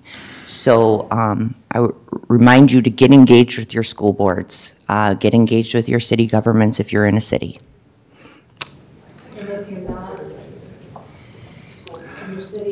Everybody's got a school tag Everybody's tied to got a their school, yep. taxes. The majority of your tax is going to your school district. Yep. State decides that, correct? Correct. Yes. Sir. First question to the board is, after this, and after this day, where are you all meeting for happy hour? Because I'm sure you're going to have to take some happy drinks or something. Just to point out a couple things here. First of all, the letter said, and I apologize if I misinterpreted it, but about taxation, proposed property taxation. So we all thought that was assessment, which makes us pay higher taxes. And what I don't know, and I'm asking because I don't know a lot of things, on assessments, does it take into account dust? Because we have a horrible time with dust. Does it take into account potholes, which our road this year just fell a piece, and you've been fighting for good roads for a long time, Crystal. And when taxes go up, the value of selling our homes go down because people look at the total budget of living in that home, higher taxes, well, honey, we can afford the house, we can't afford the taxes. So those things are not really, I think, part of the assessment values, unless the guy lives on a dusty road himself and has potholes that could hide a Volkswagen. So I don't know if those things are taken into consideration or not. So I just thought I'd throw them out there because dust, I've taken a picture for heating air conditioning people. They haven't said my name, by the way, Ron Wyckoff Carlisle. And, you know, filtration is big. It really is. And I've got the best filters being in the business in my home. And it's almost scary to look at what I take out and put in. So health reasons possibly involved. So there's other issues to just, gee, that's a beautiful house, because a beautiful house set next to a dump, I probably wouldn't buy. Set next to a packing house, I probably wouldn't buy. So those considerations, I don't know personally how those are assessed in the assessment. Thank you. Thank you, sir. And I've got a monthly subscription of furnace filters going to my house every month, so I understand. And I think those answers to your questions would best be answered through the assessor's office. Unfortunately, that's not our specialty. Go ahead, sir. Hi, my name's Daniel Forsyth. I'm here on behalf of my parents. They live just south of Cumming. So there was a comment made earlier about even though the assessment value goes up by a certain amount, we shouldn't necessarily expect the taxes to go up by a proportional amount. Correct. Correct. Can you break that down a little for me? Sure. Michaela, could you pull my house up? Is that possible? What's the address? 2911 Windsor Drive, so everyone can look it up at home too. I know. 2911 Windsor in Norwalk. The first part, sir, is only a portion of your valuation is taxed by the state. The rollback this year is 46. I'm going to look at Megan. There's probably some 47%. So only 47% of their home value is taxed. Last year it was 56 point something long numbers. So that was a decrease. So if their valuation went up 300%, their The taxes would only the go state up comes in over the 150%. top and says, no big windfalls for you. For us, not for you. You're like, that's not a windfall to pay a lot more taxes. But like if the assessment value tripled, their taxes would go up 150%. No. Michaela, could you scroll up to my assessment just a little bit? So this is my house, as we all established. Go up a little further. And unlike yours, mine actually was reassessed in the 2023 year, not the 2025 year. So we can actually see what happened to the property taxes. So in 2021, my assessment was $377,700, and it remained the same in 2022. In 2023, it was increased to $450,300. So I had an increase there of about $73,000. If you look at the property taxes and what actually happened to them. Scroll down, Michaela. So right there, just up a bit, yep. So the property taxes from 2022 to 2023 were increased by $30. And that was on the $73,000 increase. The year prior, I had no change in my assessment. My assessment didn't change at all. And my property taxes actually went up more. They went up $36, which is only $6, and it's relatively about the same. But my assessment didn't even change, and my taxes went up $36. And my assessment went up over $70,000, and it only changed $30. So I think, I'll reiterate the and previous Travis gentleman touched that on said it. the formula would be really helpful on that. If you're using the property tax estimator and those kind of things like Travis alluded to earlier, I'd be very cautious in looking at those because there's a lot of unknowns still. Sure. So in this case, I think like my school and my city, and we have high taxes in Norwalk where I live at, but for the most part, I think they did a good job. They held the line. So all of our assessments increased in Norwalk, but our taxes didn't go up that much. So that's what we're trying to do on this board, is we're holding the line on the spending. And that's where your property taxes come from. It comes from spending. So when your taxes go up, that's a spending problem, not necessarily an assessment problem. But with that doesn't mean your assessment is correct. Anytime assessments are raised, people are going to be raised above where they should be. And that's where I, encourage all of you, beginning tomorrow is the first day to protest your assessment. Get that done. You'll have a hearing during the month of May, present your evidence, make your case, and get your assessment correct first, because that's the first step in the whole process. Sure. But just because your assessment went up doesn't mean the taxes go up necessarily. It can, and it is one indicator, and it's one figure in the formula, but not deciding one altogether and by itself. There's several different moving parts. So my second question, I guess, is I just want to make sure I understand that the 3% increase limit that is out there, that is a countywide average? So individuals could see theirs go up significantly as long as the average stays under 3%? Right, 3%, 3% is the total taxes coming in, doesn't really affect the individual taxes you pay on your property.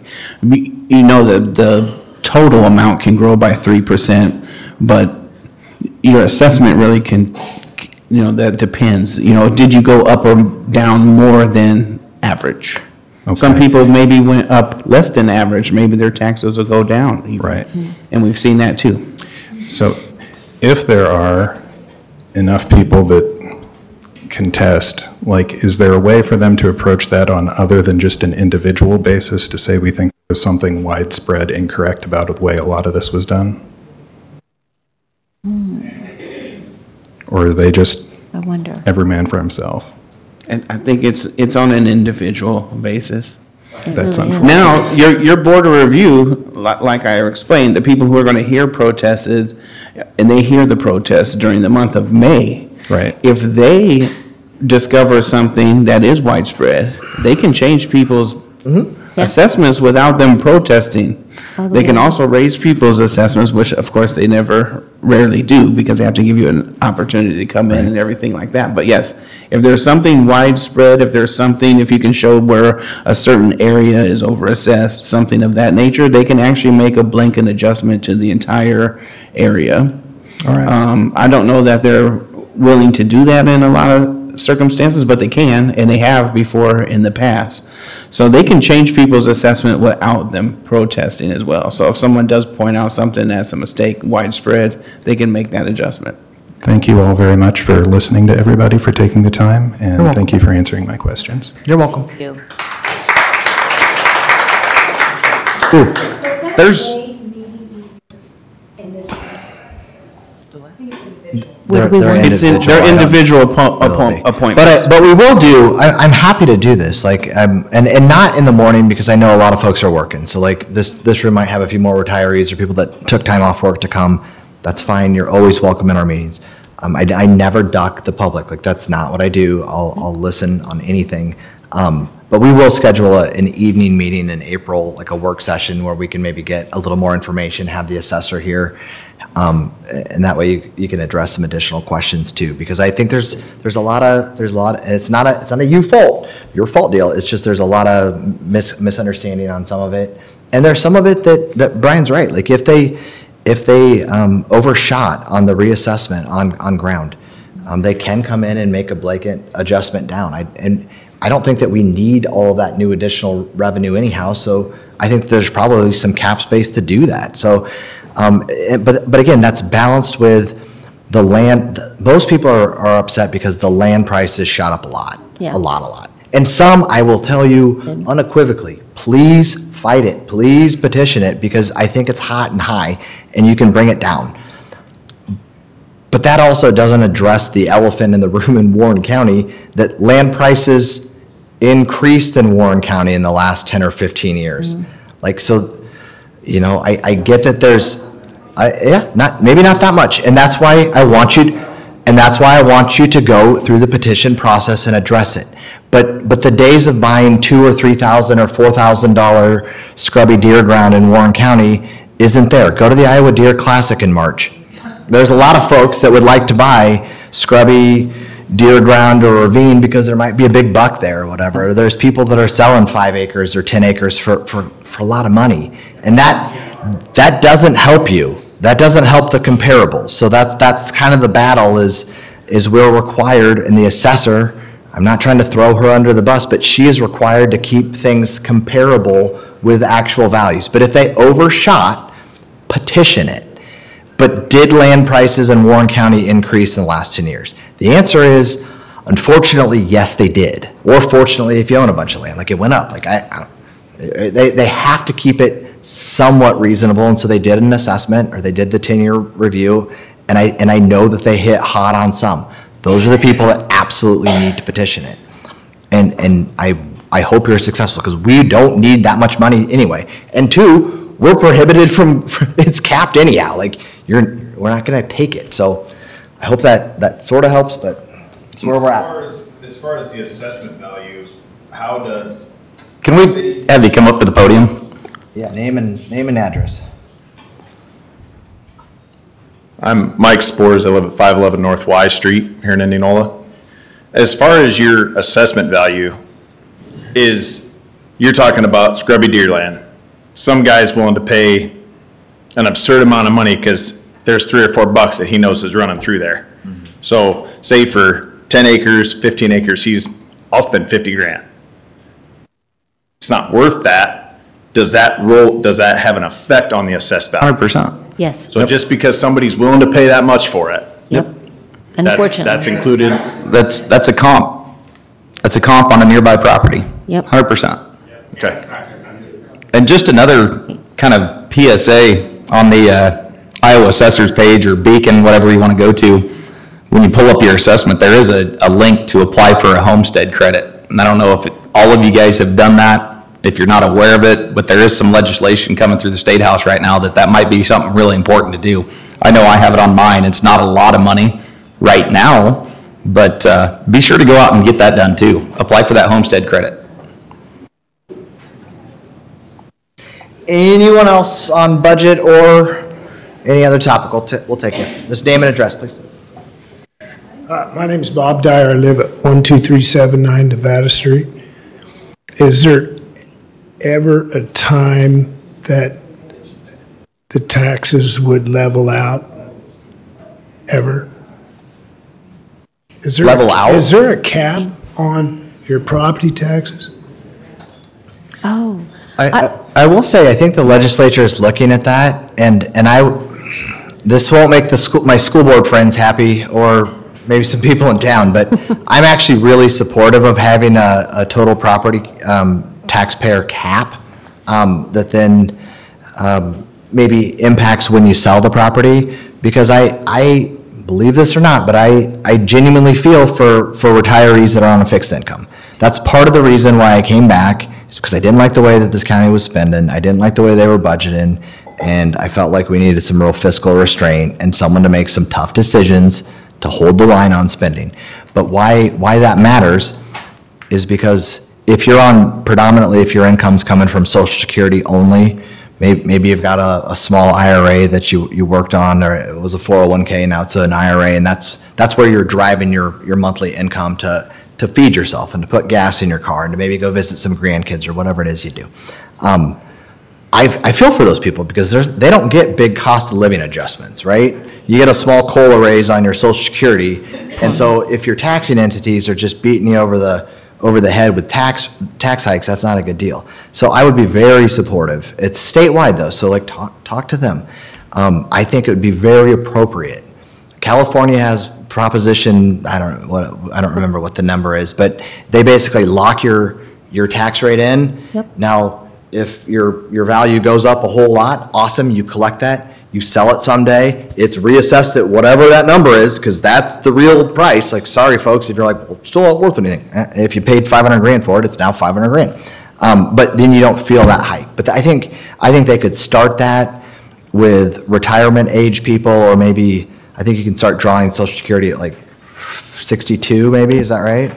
So maybe at 62 it gets frozen or something, and I would be really supportive. So this is proposed legislation? It's in the works, or what is it? They're working on a lot of stuff. They're working on moving the cap from 3 to 2. They're working on stuff. I would be very shocked if they're not looking at having something for seniors that are on fixed incomes, or maybe there's even an asset test. I don't know what they're That's good news, because I get a note from my escrow account that I'm not covering it, so every year I got to pay into escrow, and then my escrow goes up the next year. Well, part of that might be insurance, and that. Well, of course, insurance is with that, but most of it's that one's not us. Most of it's a or the school. I know there's a lot of entities here, and it was just I just wondered, because the way it sounds now that our property taxes are exponentially always going to go up every year. unless you're taxing entities or keeping their budget flat or reduced, the answer Well, is, the I answer is understand correct. you guys made a lot of good choices or hard choices to try to keep it in line, but it doesn't look to me like that pie chart is all on the same page, so. That's why we want you to reach Kudos out to to your you. I legislators. have a funny feeling the school board's a little bit more on the other side of this. I like their meeting, though, it's 7 in the morning. And this, the way they assessed it is kind of a lot of fog, and I didn't understand, a couple of years ago, the state raised everybody's assessed value about $100,000. Is that correct? Statewide, it just kind of went up. I got a notice as it went up. And then they hired Vanguard to increase it even more, because they certainly didn't hire them to find it to be lower, but it all came kind of shady to me a little bit. But one more question. I don't even know if this has anything to do with it, but I've always heard that all these businesses north have a tax abatement. Is that true? In the county? Huh? Not from the county. In the county? Yeah, all the business north of Indianola. Abatements There's are no up to the businesses city. within the county, unincorporated count, Warren County, that have tax abatements. Do they? Maybe within the city of Indianola, but not Cities have outside. abatement. Cities have abatement plans. Okay, I figured that was out of your deal. I just wondered because they always said, oh, we can give these business tax abatements, but it's not going to affect your tax. But it does indirectly. Oh, it does. I would also like to point out on that note, in case somebody does ask, because somebody did ask on Facebook, last week we did approve a development in unincorporated Warren County, a rather large development, and they are not asking for any tax incentives. Yep. They do not want anything from the county or the state. They will full build and contribute to the tax base immediately. All right. Well, I appreciate you guys trying to hold the budget down. And I do have a bunch of scrub land that I will sell if that is successful. If anybody's interested, there's about 60 acres. I'll get right to you. Thank you. Thank you. That's good, sir. Thanks. Anyone else? Otherwise, we're going to close up our budget hearing, but I'm happy to hear you. The floor is yours.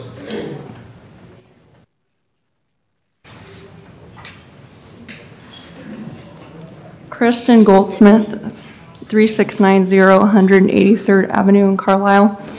I really need somebody to dumb this down for me because I'm a nurse. All these numbers mean nothing to me. But what I do know is that I bought this property in 2022. It has 4.5 acres. My property taxes were a little over $5,000 when I bought it, which was reasonable. And then the following year, they went up to a little over $7,000. So am I supposed to expect that they're going to increase several $1,000s every 2 years? Because if that's going to be the case, I'm going to have to sell this property. There's no way I can afford this. I'm a single mom. I have 5 kids. Well, Kristen, what was your address too? 3690 183rd Avenue in Carlisle. Thank you. I think, again, looking at I just looked up your property, 61.4% is your Carlisle schools. I don't know if Carlisle schools had an increase in their tax levy or in their levy of what they're charging you for, but we have decreased that on our side. So I would encourage you, you don't pay city taxes. I would encourage you to look at your Carlisle School Board and see if your taxes have gone up with them. But for us, they are going down. Okay, and can somebody explain to me why I have to pay extra property taxes for rural? Because my road is so bad, I'm lucky if it gets graded 4 to 5 times a year. And NASA could probably test the Mars Land Rover on my road after it rains. And I practically need to replace the suspension of my vehicle every year. What am I paying extra for? I think there's a little bit of a misconception on the extra. If you looked at incorporated versus rural rate, because you don't pay the incorporated part, there's very few comparable properties of total numbers. So if your home's $500,000 in the rural part of the county, or $500,000, or $200,000 and $200,000, if you're apples to apples it, there's not someone in the rural on actual number that is paying more than a city. It's not. I mean, people feel like they are, but they're not.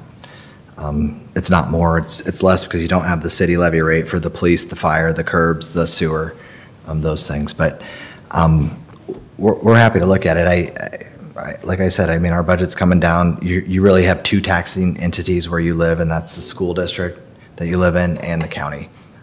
County's coming down, so I don't know what else to tell you. All right, thanks. Yep. Okay, anyone else?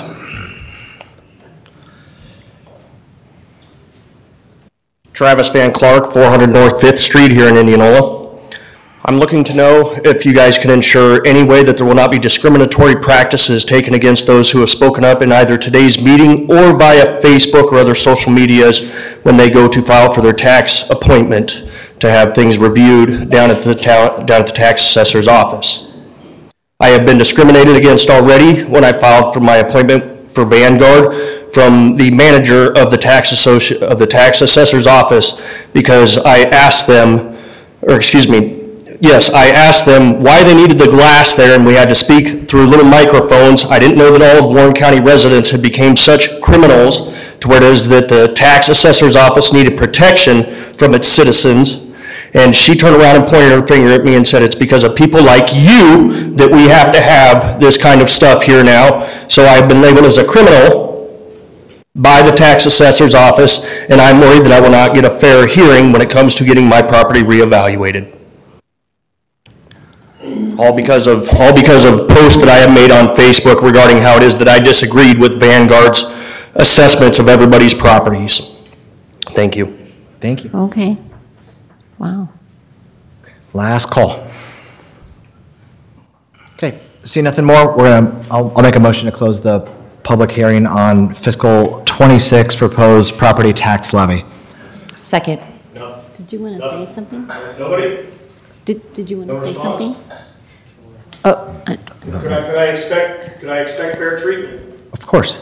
I can only speak for this board. I can only speak for this board and those departments that report to the board. I can't speak to other elected offices, but I can tell you that I'm not searching Facebook for anything. We don't have the budget to do that, number one. Number two,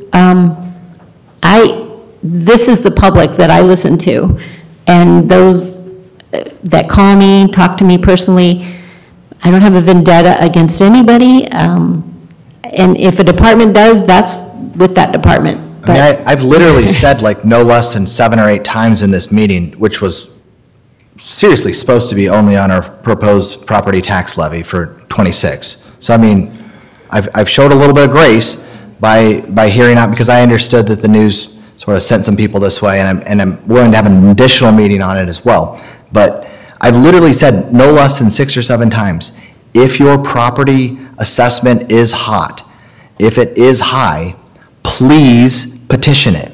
I have no vendetta against you. I don't know you, sir, and I'm not following along. If there's something that happened that's wrong, then pursue whatever mechanism you want to. But for the people that have a hot assessment, I'm encouraging people to petition it and get it lowered. I mean, I've said that like 7 or 8 times. I have no vendetta for anyone who does that. And if you're right and they bring it down, I'm celebrating it. I hope that's the case. And again, that's for 2 years from now, with cram down rates and limits from the state. I don't think it's going to be quite what people anticipate, but if the valuation or the assessment's hot, reduce it. I'm supportive of it. I hold no ill will for anyone that does. I told the board, if you want to change yours or attempt to change yours, do it. Everyone in this county has that ability, and I'm encouraging you if you're hot to do it. With the caveat that I have spoken with some people that still, I mean, they called because they were mad, and I asked them, like, would you sell it for that? And there's still a certain number of people that still wouldn't sell it for that. So they too can dispute it. That's their right as a citizen. Do what you want to do. But like, it does it is a little beyond the pale for me when someone's like, well, my assessment went up, but I'd still only sell it for like 100 grand more than that. Then I'm like, maybe you shouldn't have fight it, but again, I've told that person too, specifically in Twin Lakes, a little bit close to Norwalk, if you want to petition it. That's your right, and I'm fine with it. But he certainly wouldn't also sell the property for what the new assessment was. But anyways, so I hold no ill will. I don't know you, and I'd encourage you to petition it, and I wish you luck too, sincerely. So we don't need the money. I don't need the money. We're lowering actual spend, which is unheard of, which I think is lost upon some of us. But anyways, with that, we've got a motion. We've got a second. Roll call, please, to end our public hearing. Erickson? Aye.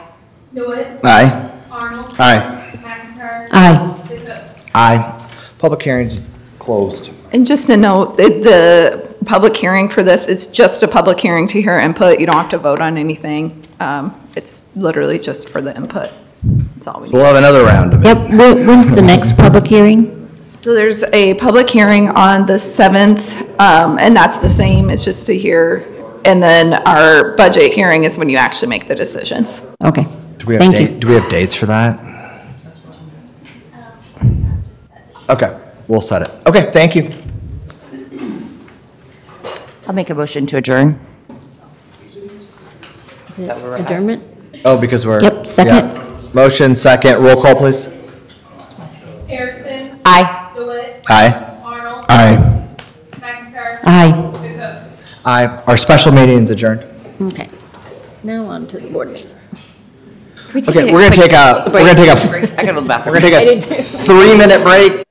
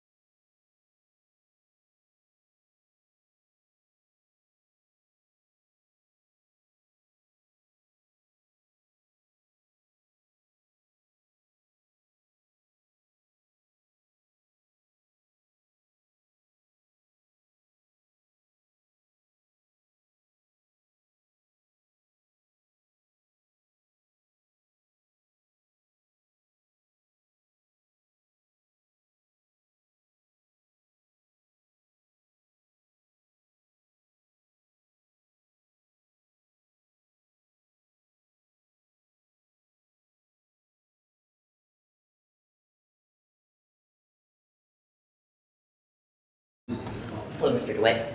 How are you? Good, how are you? We made respect. Okay, on? All right, let's do it. All right, order. No gavel here, but I'd hit it if I had it. All right, let's move on to our regular meeting. It is now 11:20 a.m. It's still April 1st. We've already let's reconvene. We've done the pledge, so I'm gonna, once is good. I think that's enough. I still love the flag.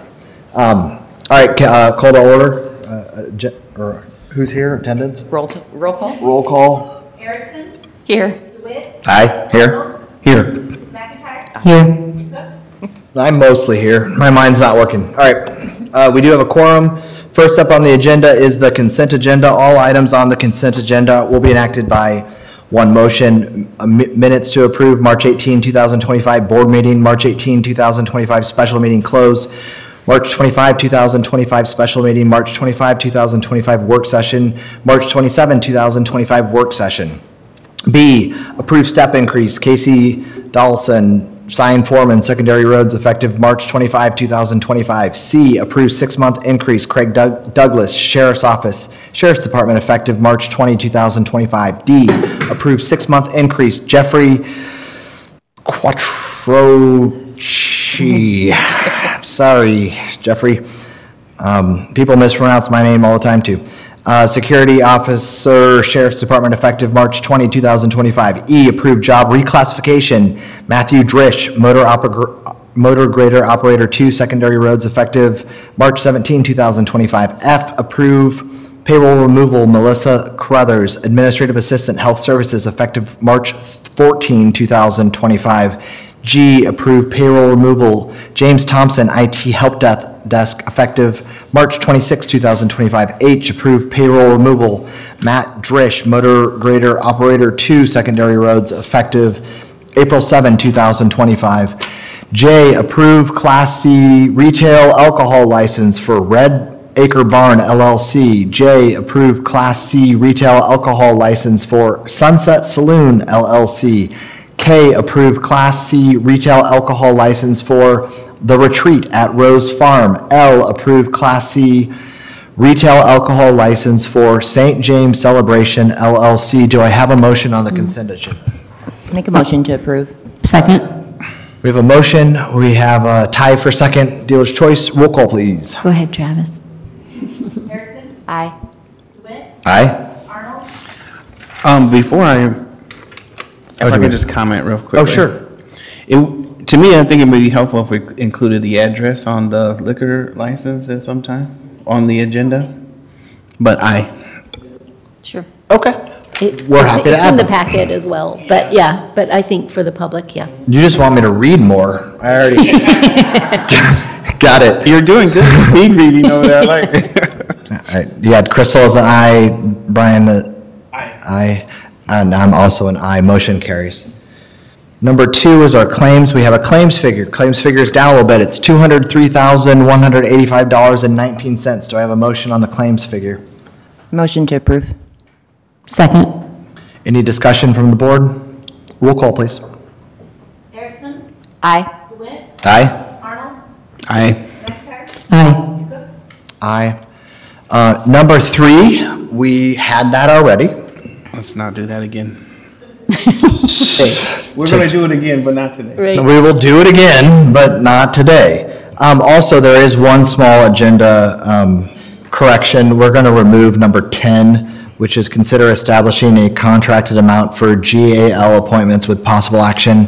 I think that'll come up on the agenda very soon, but not quite ready to go today. Is that correct, Don? Yeah. Okay. We're going to nix item number 10 as well.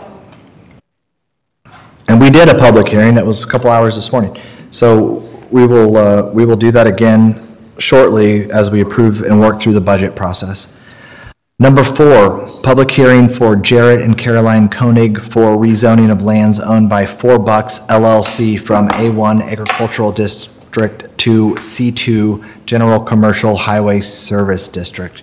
Good morning, Becky. Good morning. Jarrett and Caroline Koenig and their children, which is under the name of 4 Bucks LLC. Hold on, Jackie, 1 second. I'm going to make a motion to go into public hearing. Do I have a second? Sorry. Second. We have a motion and a second. Roll call, please. Aye. Aye. Aye. Aye. Aye. We're now in public hearing. Becky, go ahead. Thank you. Jarrett and Caroline Koenig and their children, which is under the name of 4 Bucks LLC, have purchased a 37-acre parcel of ground that they are proposing to split 6.63 acres of ground off and rezone to C2 General Commercial Highway Service District for providing secure outdoor storage for RVs, boats, campers, and trailers. The city of Indianola is barely within the 2-mile buffer area and may have no concerns.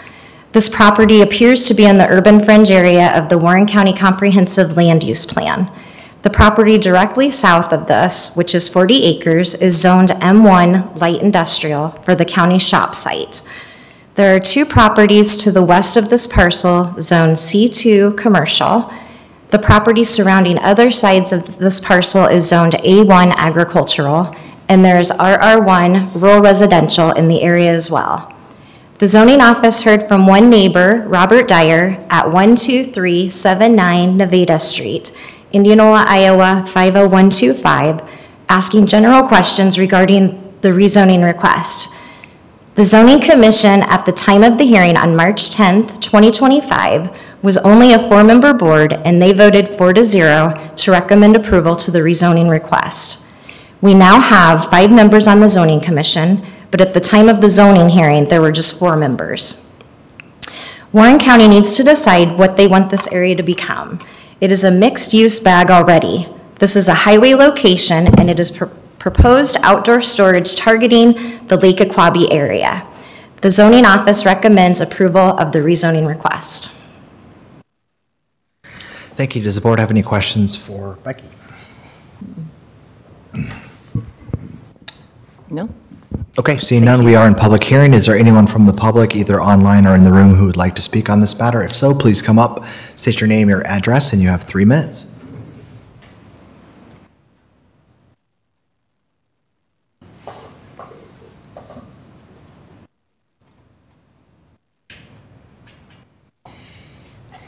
Anyone online?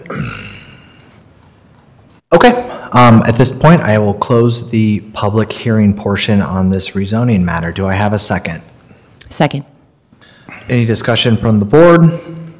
Roll call, please. Aye. Aye. Aye. Aye. Aye.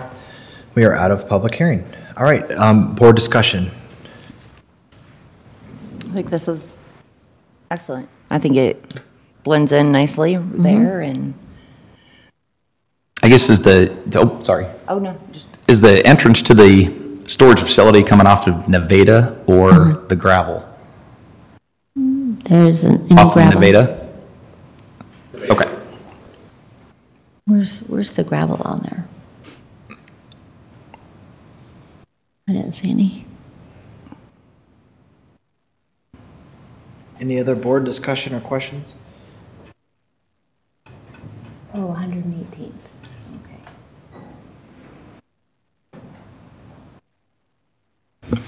if there's no more, I'll make a motion to approve 4 Bucks LLC from A1 Agricultural District to C2 General Commercial Highway Service District. Does your motion include waiving second and third reading? It certainly does include waiving the second and third reading. Second. We have a motion and a second. Do we have any further discussion from the board? I want to thank you all for your patience too. That yeah, you got to spend a couple extra hours with us here in Warren County this morning for a budget hearing. So you learned, yeah. You didn't stand up and say how terrible we are too. That was, I don't know that would have impacted the vote here, but it probably was an astute move. All right, we got a motion, we got a second. Roll call, please. Aye. Aye. Aye. Aye. Aye, motion carries. Number 5 is public hearing to consider the 5-year construction program commencing July 1, 2025 and ending June 30, 2030. At this point, I will make a motion to go into public hearing. Do I have a second? Second. Motion and a second. Roll call, please. Aye. Aye. Aye. Aye. Aye, we are in public hearing. Good morning, Tim. Morning. Can you put the map up? As you guys, do you want me to wait for Aaron or? Please. Okay, I'll wait.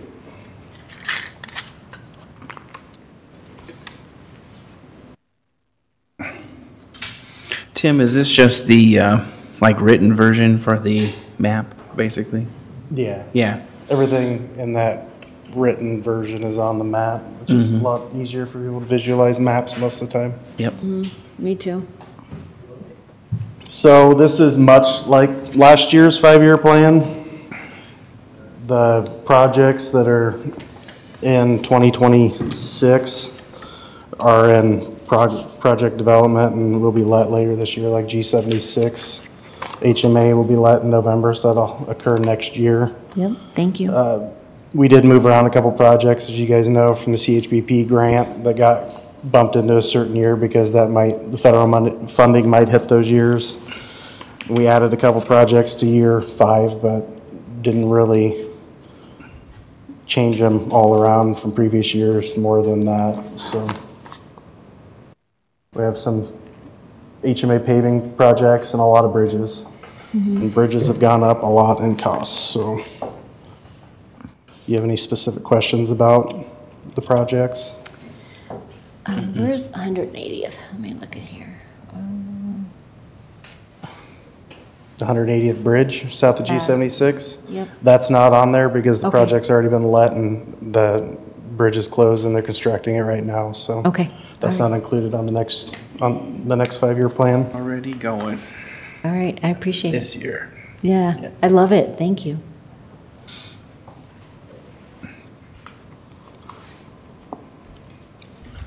So when someone asked earlier, where does the money go? This would be some of that. It's true. And the vast majority of this money actually is not the local dollars. It's not. But FM dollars don't touch our local budget. Most of the BROS projects don't. The DGA project, like down on the bottom right, the S23 one, that one will have some local funding in it. Yep. the transfer helps some other stuff, Yep. keeps the budget going. Oh yeah, but they don't realize how much actually has to come through to keep roads and bridges going. That's why the paving projects I have are paving existing highways and not making new ones, because I don't want to pave new roads while we have existing ones in shambles, so. And I would much rather have a gravel road than a closed road because the bridge has to be shut down, so. Agree. This has to be turned into the Iowa DOT by April 15th. Okay. Formal board approval cannot happen until after the DOT approves the 5-year plan. It's been submitted. This, along with our budget, has to be approved through the DOT before formal board approval can happen with this. So I won't ask for formal board approval today. I'll have to come back. I was hoping they'd have it approved by today. That's why we did the public hearing and posting in the newspaper, but we won't need to do another public hearing to come back and get it approved. We'll just come back for formal approval at a regular meeting, or if you guys have. Special, sure. So if we have it? We'll do it, whatever you need. Thanks, Tim. Yeah. Can we just leave the public hearing open until he brings it back? No. I mean, that's would, what we would do on the city side, is we would, if Really? we, yeah, we would just leave it open and then recommence it when we brought it, when he would bring, something would be brought back for approval. I've never heard of that. No, thank you. Well, let's close it out then. is there any public comment? Yep. I mean, everyone is welcome to submit whatever they want anytime, so. Yeah, does anyone have any comments? Absolutely, come on up. Come on up, Marilyn. Marilyn Halderman, 19057 Drake Street, Carlisle, Iowa. I am always right behind every year. I am still here to request that we get S23 between 92 and Highway 5 in one of these projects. It was slated to be done in 2011 and was removed. Overlaid. This highway is bad. it does carry not just that quadrant, but it is also carrying a lot of grain and things from south of 92 for a lot of the farmers, also for people that work. And I know that this is past time for this, but again, I'm going to ask to please look at this next year for this to be put into the 5-year project. It is way past due. And you've had too long for public hearing. I'm done. Thank you. Thank you. Noted. Is there anyone else who'd like to speak on the 5-year plan? Seeing not, I'll make a motion to end our public hearing. Second? Roll call, please. Erickson? Aye. DeWitt? Aye. Arnold? Aye. McIntyre? Aye. Cook? Aye. And so the next process is once the budget's approved and the 5-year plan submitted to the DOT, then we can come back and formally approve it. Yeah, I think you could technically formally approve it and waive the second and third today, and I'll just come back for another approval. Okay. So. Is that okay, Don? Okay. Okay. Would someone like to make that motion then? Can I make a suggestion? Why don't you approve it, but set a second hearing after you approve it? Okay. Second public hearing or just a second board meeting? I don't think we, okay, that's what I'll do. I think I would just wait for the whole, just wait to do the approval and do the day. Okay. Whatever works best, I'm great with. Okay. So that is number 5 then, and we will come back and get that approved when it's appropriate. Number 6 is consider a speed limit change to 45 miles per hour on County Highway G50 from 10th Avenue East with possible action. So as you guys know, there is a music festival over there on G50, Hinterland. They are trying to add various different entrances for parking areas over there. And there's one Blind Hill, and with the increased traffic that this, I know it's only going to increase traffic for a weekend or two a year, but there is increased traffic over there in a big area. So we just want to extend the existing 45-mile-an-hour speed zone a little further west to encompass some of those new entrances that they may be coming in and out of that don't meet sight distance at a 55-mile-an-hour speed. So. And it's just a little under a mile or 0.8 of a mile, 0.7 of a mile, something like that. It's like a quarter mile. We're extending it. Okay. Realistically. Make a motion to approve a speed limit change to 45 miles per hour on County Highway G50 from 10th Avenue East. Second? We have a motion and a second. Is there any discussion or questions from the board? See none, roll call, please. Erickson? Aye. DeWitt? Aye. Arnold? Aye. McIntyre? Aye. Cook? Aye, motion carries. Number 7 is consider a federal aid agreement for congressionally directed funding between Warren County and the Iowa Department of Transportation for project number HDP/C091 parens 1436B-91 with possible action. This is the earmark funding we got through Miller Meeks' office last year, I believe. It normally takes quite a while for these federal agreements to come through, so it's for $2 million in earmark funds for an HMA project on G76.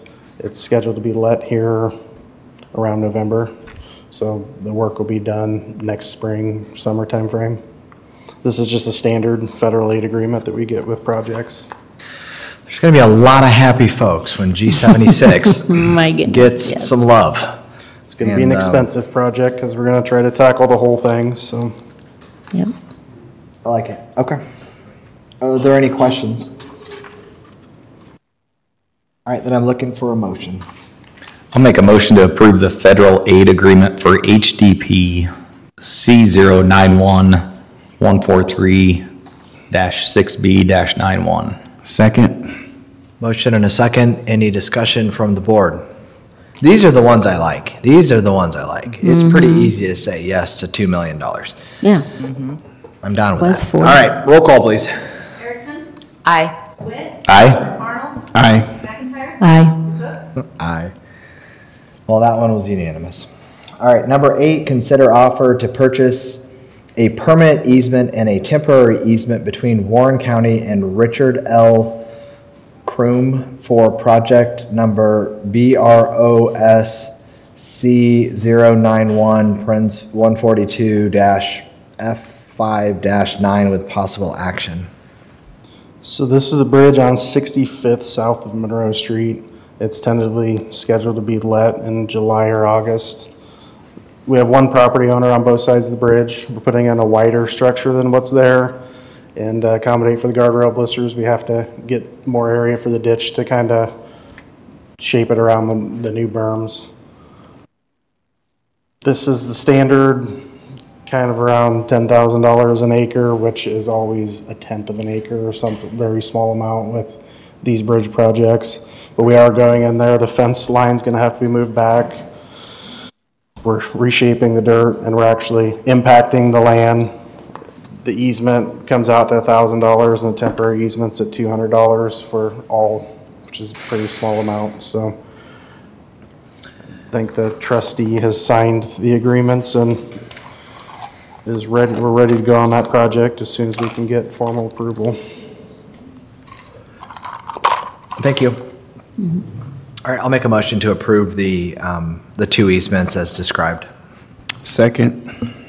Discussion from the board? You said move a fence. Are we on the hook for that, or is that? There's technically no fence there, but Okay. normally on these projects, if there are fences, we talk to the landowner. Do they want to install the fence themselves, which is my preference because farmers can be very picky on how the fence is installed. So then we would just pay them for the fence as part of the agreement. Okay. But this is all CRP, so the extra language in this agreement was in case he gets fined, I think the max he could get fined was $600 for disturbing the CRP in the area. The county would pay that, would reimburse him for that if our contractor got into his CRP. So we would put it on the contractor too if they got outside the easement area. But that was the only protections he wanted on this. So mainly just to fix the ditches right next to the bridge so we can maintain them in perpetuity. Seems very reasonable to me. I like it. Okay, we've got a motion, we've got a second. Any other questions or discussion from the board? See none, roll call, please. Aye. Aye. Aye. Aye. Aye, motion carries. Number 9 is discussion regarding employment in the following departments with possible action: maintenance facilities, information technology, and secondary roads department. So this came up during the budget talks that the board informally discussed. Warren County, as indicated earlier, is in a hiring freeze. And what that means is that when someone leaves for whatever reason, when we have attrition here, someone retires, someone's fired, someone decides to get a job somewhere else, leaves the county, historically, the county would have a department budget. If it was within the budget, the county director or elected official, whoever runs that department, has the ability to backfill their employees because it's already budgeted for the fiscal year. What we are doing as a board is we are taking a hard look. It's more of the, quote, kinder and gentler way to bring staffing numbers down to hit future budgets as we talk about some of those budget constraints. We're not saying no. If someone leaves, that job will never be backfilled, but we are saying we desire to have our elected officials and department heads come back to us and explain specifically why there's a need to do so, and if there's an opportunity there where or we might not backfill it. Sometimes we will, sometimes we won't. It's case by case dependent. Then that's the process going forward. And we're doing that because of budget constraints. So here we've got a maintenance facilities. We had a maintenance director that resigned, and we had a lengthy discussion about replacing that. The board has agreed to do so within the parameters prior set. Information technology, we've had some departures, and that staffing is down there. We've approved 2 full-time hires. We've also approved some temporary hiring for help desk work through, I believe, Palmer.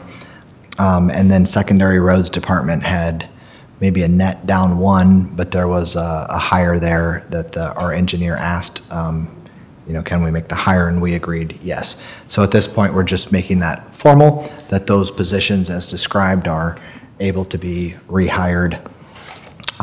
So do we need a motion for that, Don, or we just need to approve it in a meeting? Or I don't. Okay, then I'll make a motion at this point to approve those backfill positions. Second. Discussion from the board. Roll call, please. Erickson? Aye. DeWitt? Aye. Arnold? Aye. McIntyre? Aye. Cook? Aye. There you go. Number 10 was removed from our agenda. Number 11 is consider appointing 2 trustees to the Otter Township in accordance with Iowa Code 69.8 with possible action. In your packet, we have 5 folks that have expressed interest, and they are in your packet. So, this, I did see this made the newspaper on not having trustee members there. We now have 5 to pick from, and we need 2. Yep. I do have a question, and maybe Misty, you could answer. Does the 3rd trustee want to continue on? She says yes. If She would. wants support, Yeah. yes. Okay, perfect. Thank you. And then, I think they're all equally, qualified, and this is hard. Do we know the order that these applications came in, Michaela? I received them all. Oh, they all came in at the same time. And I think we'll have a clerk position open as well too, but we need to appoint the trustees, I believe, first, and then next meeting, Misty? Nope, the trustees. The trustees appoint the clerk, perfect, okay. Did the current trustee have any preference on any of these applicants, or was she made aware of these applicants? She was made aware of it, no preference. Okay. Okay. We draw names out of a hat, or what do we do? We could. That's how we do elections. Honestly, I think that'd probably be Mhm. fair. I It'd be mean, very fair. They all look very, very qualified, so. Yes. I just wanted to say, we do have one candidate here, JD Good, right there. Okay. If you want to ask questions, or however that works in the process. Looks like he's like an automatic, right? So we got one. We got one that showed up, so we got one. Congratulations, you're a trustee. I have to say, the others were invited, however, they all hold full-time jobs, and that's why they aren't here. Okay. I know Ken Huck does not have a full-time job, so. Kurt is one of the IT administrators, I believe, at IMU. I can vouch for him. That's the only one that I can really vouch for. I don't know any of the others.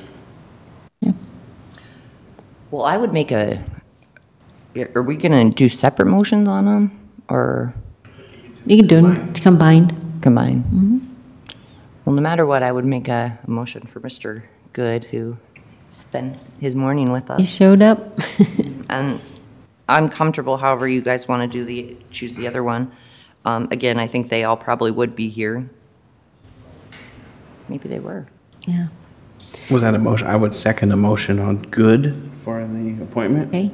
Did you want to wait until we had the other one? I guess we do it separate. Yeah.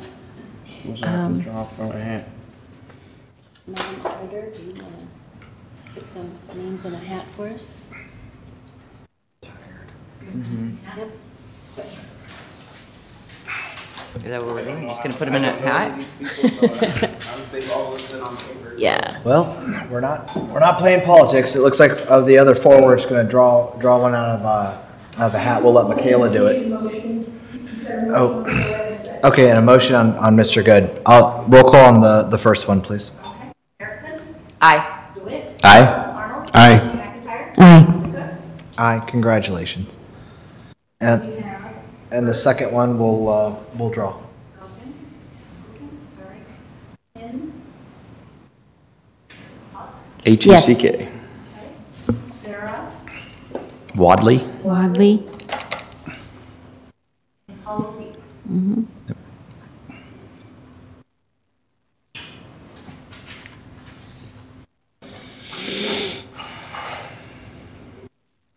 Well, I guess while we're waiting, I'd just like to say it's nice to have so many volunteers, applicants, people, and I think that's probably part and due to the nice township meeting that our auditor put on, was it last week or 2 weeks ago? I can't keep track. Tuesday? Well done, Kim. I'd also like to thank Misty for all your work as well, too, and as well as offering to help train and bring these people along, so thank you. I really appreciate it. I know Milo Fire Department as well as Indianola Fire Department are very thankful. Very much so. And, yep, I'd like to thank the Warren County Veteran Affairs Director for spearheading the meeting for last week. Thank you. Oh, we'll let Michaela be the lucky one. She's got luck on her fingers, I can feel it. That way we don't get yelled at anymore today. Yep. Pick a good one. It's really small, sorry.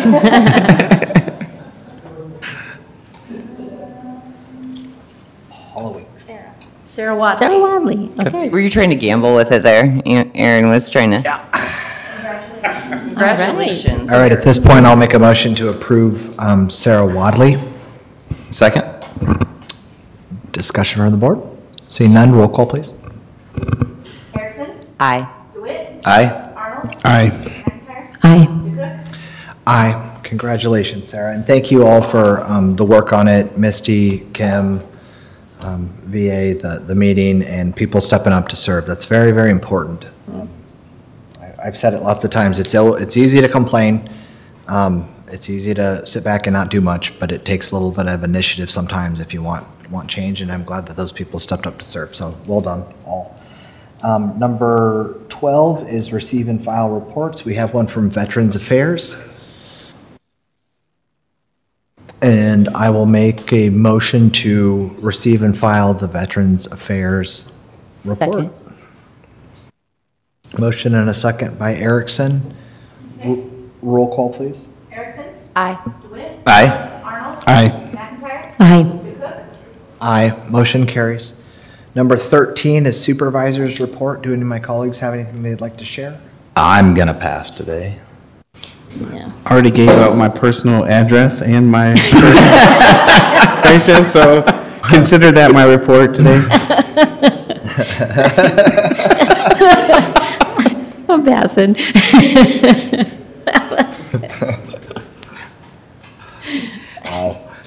Crystal, Stephanie? No, thank you. One point is this yes. evening, the city of Indianola is hosting their 3 finalists for a new city manager. So if you are interested in that process, please stop by.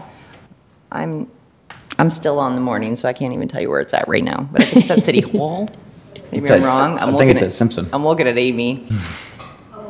It's at Hubble Hall at Yeah. Simpson Oh, College. good. So if you're there, I believe 5:30 it starts. I'm not very good Excellent. with information. Okay.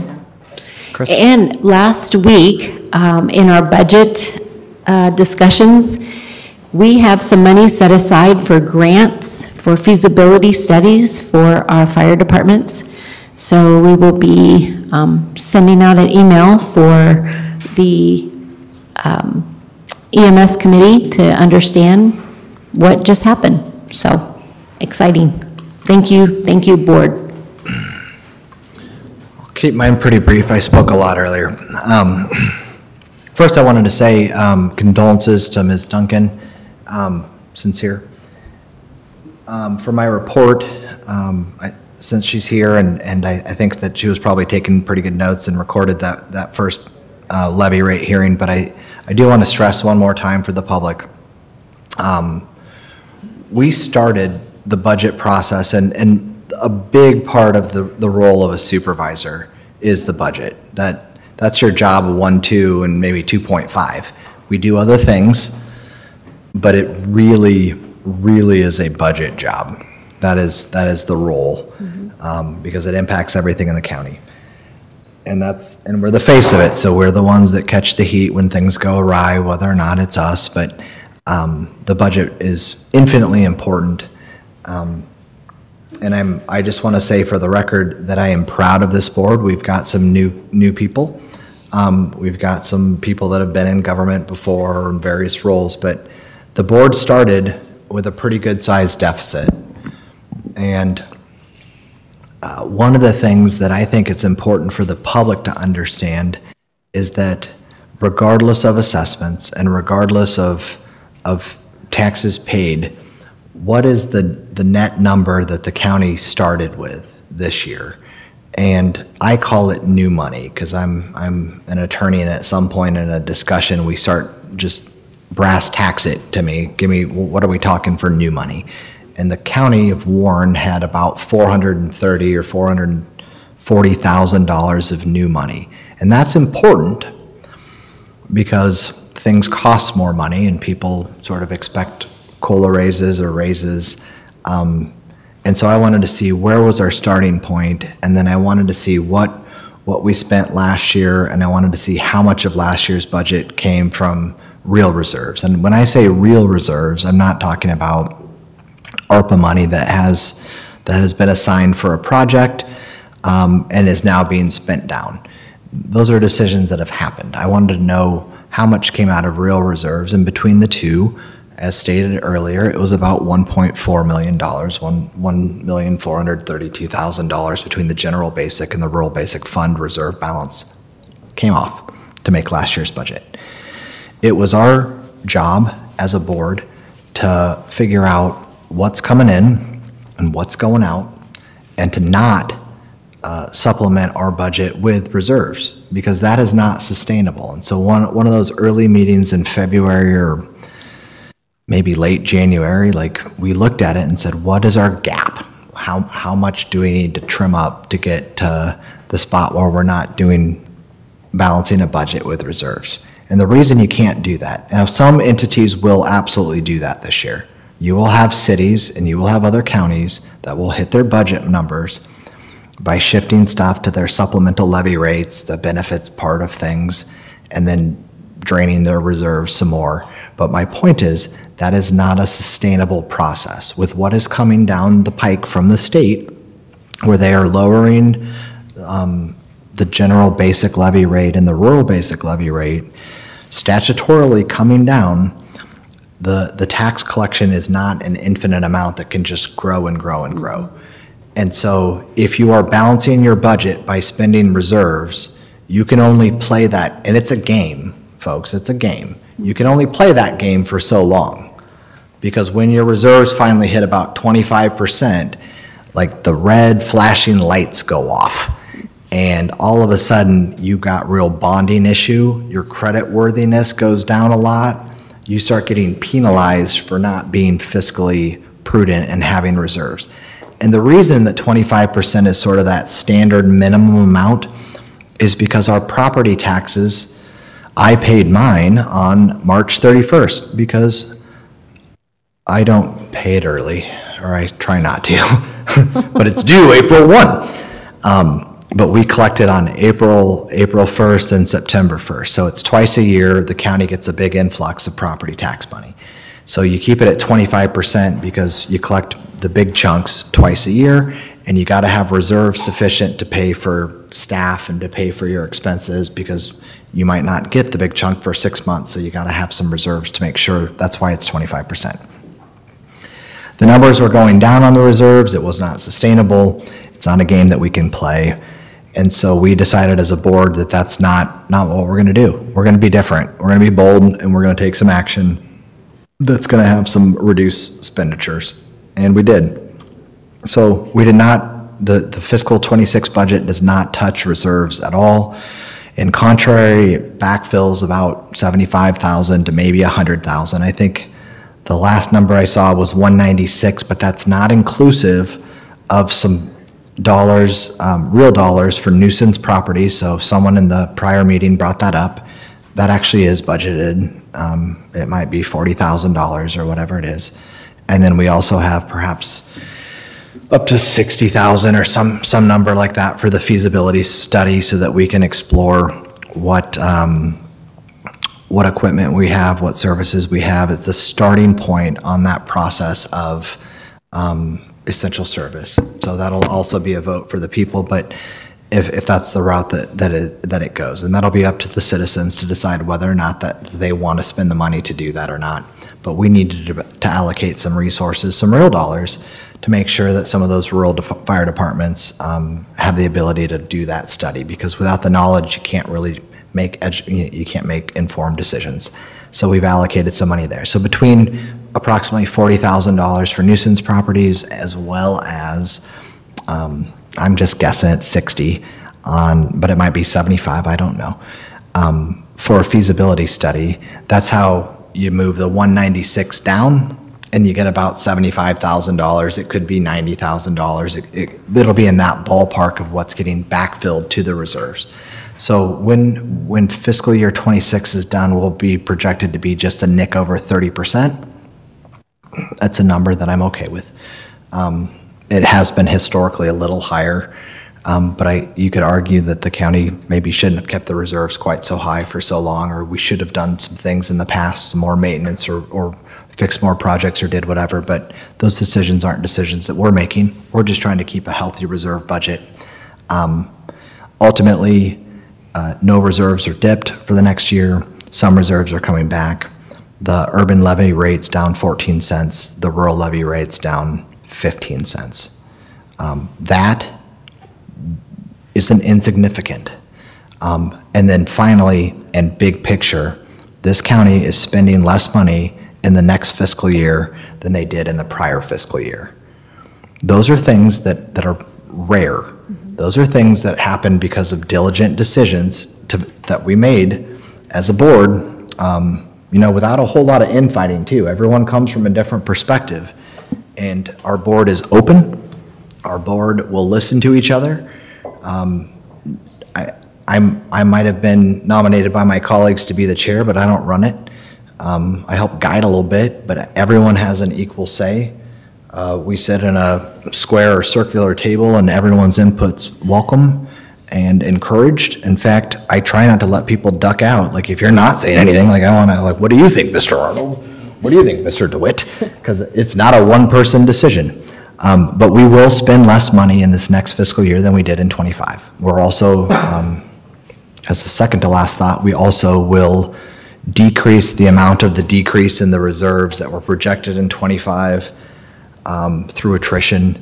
So we won't, our starting point for the general reserve and rural basic reserve won't be down 1.4 million. They will be down less than that. I don't have the exact number.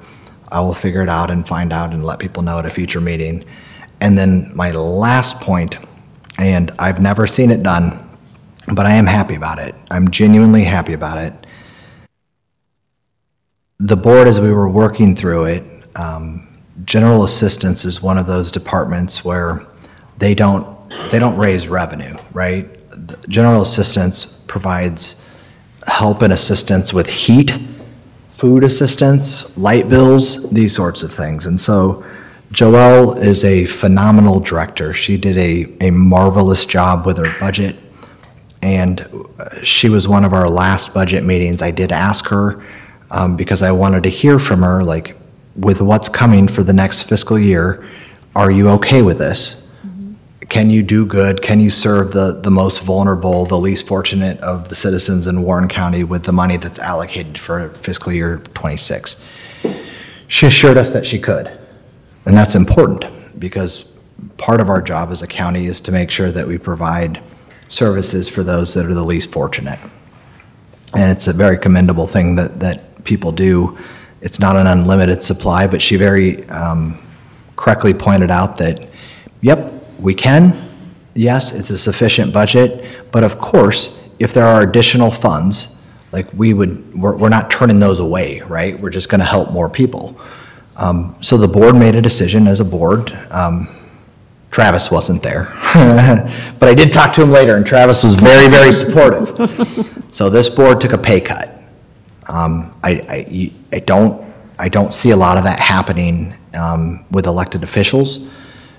Usually, maybe you're flat, but maybe you go up some, whether that's a mayor, whether that's a legislator, whether that's a governor.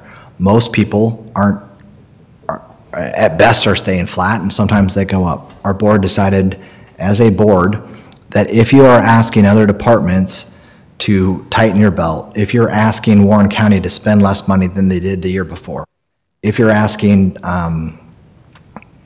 people to make some tough choices, as leaders, I think it was important that we also make one. And so our board decided to decrease our salary about a little more than 2% for next year and shift those dollars to the general assistance program so that they could have a few more resources. And I'm proud of that. Like it's a solid thing for the board. So when people are like, well, all the elected officials just vote themselves raises and they just care about soaking us for more tax dollars. We didn't. We're spending less.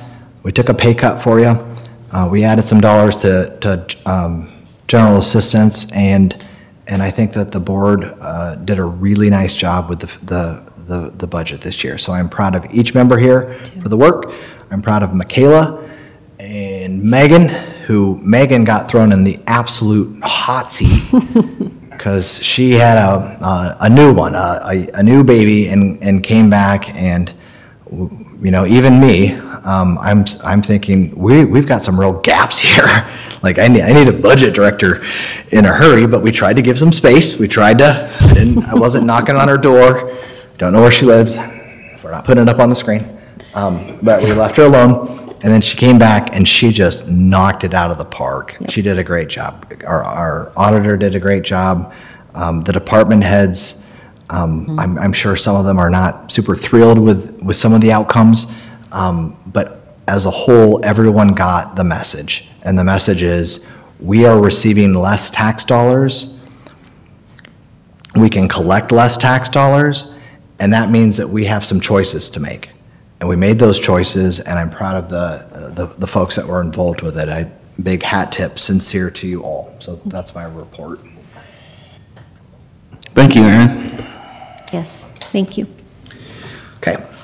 Number 14 is public input. Comments are limited to 3 minutes per individual.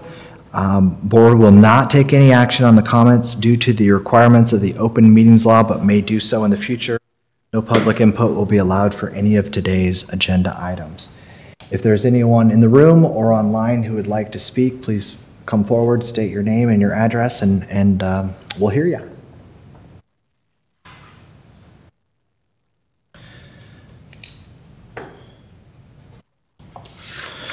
All right, seeing none, our next meeting will be April 15, 2025 at 6 p.m. That is an evening meeting.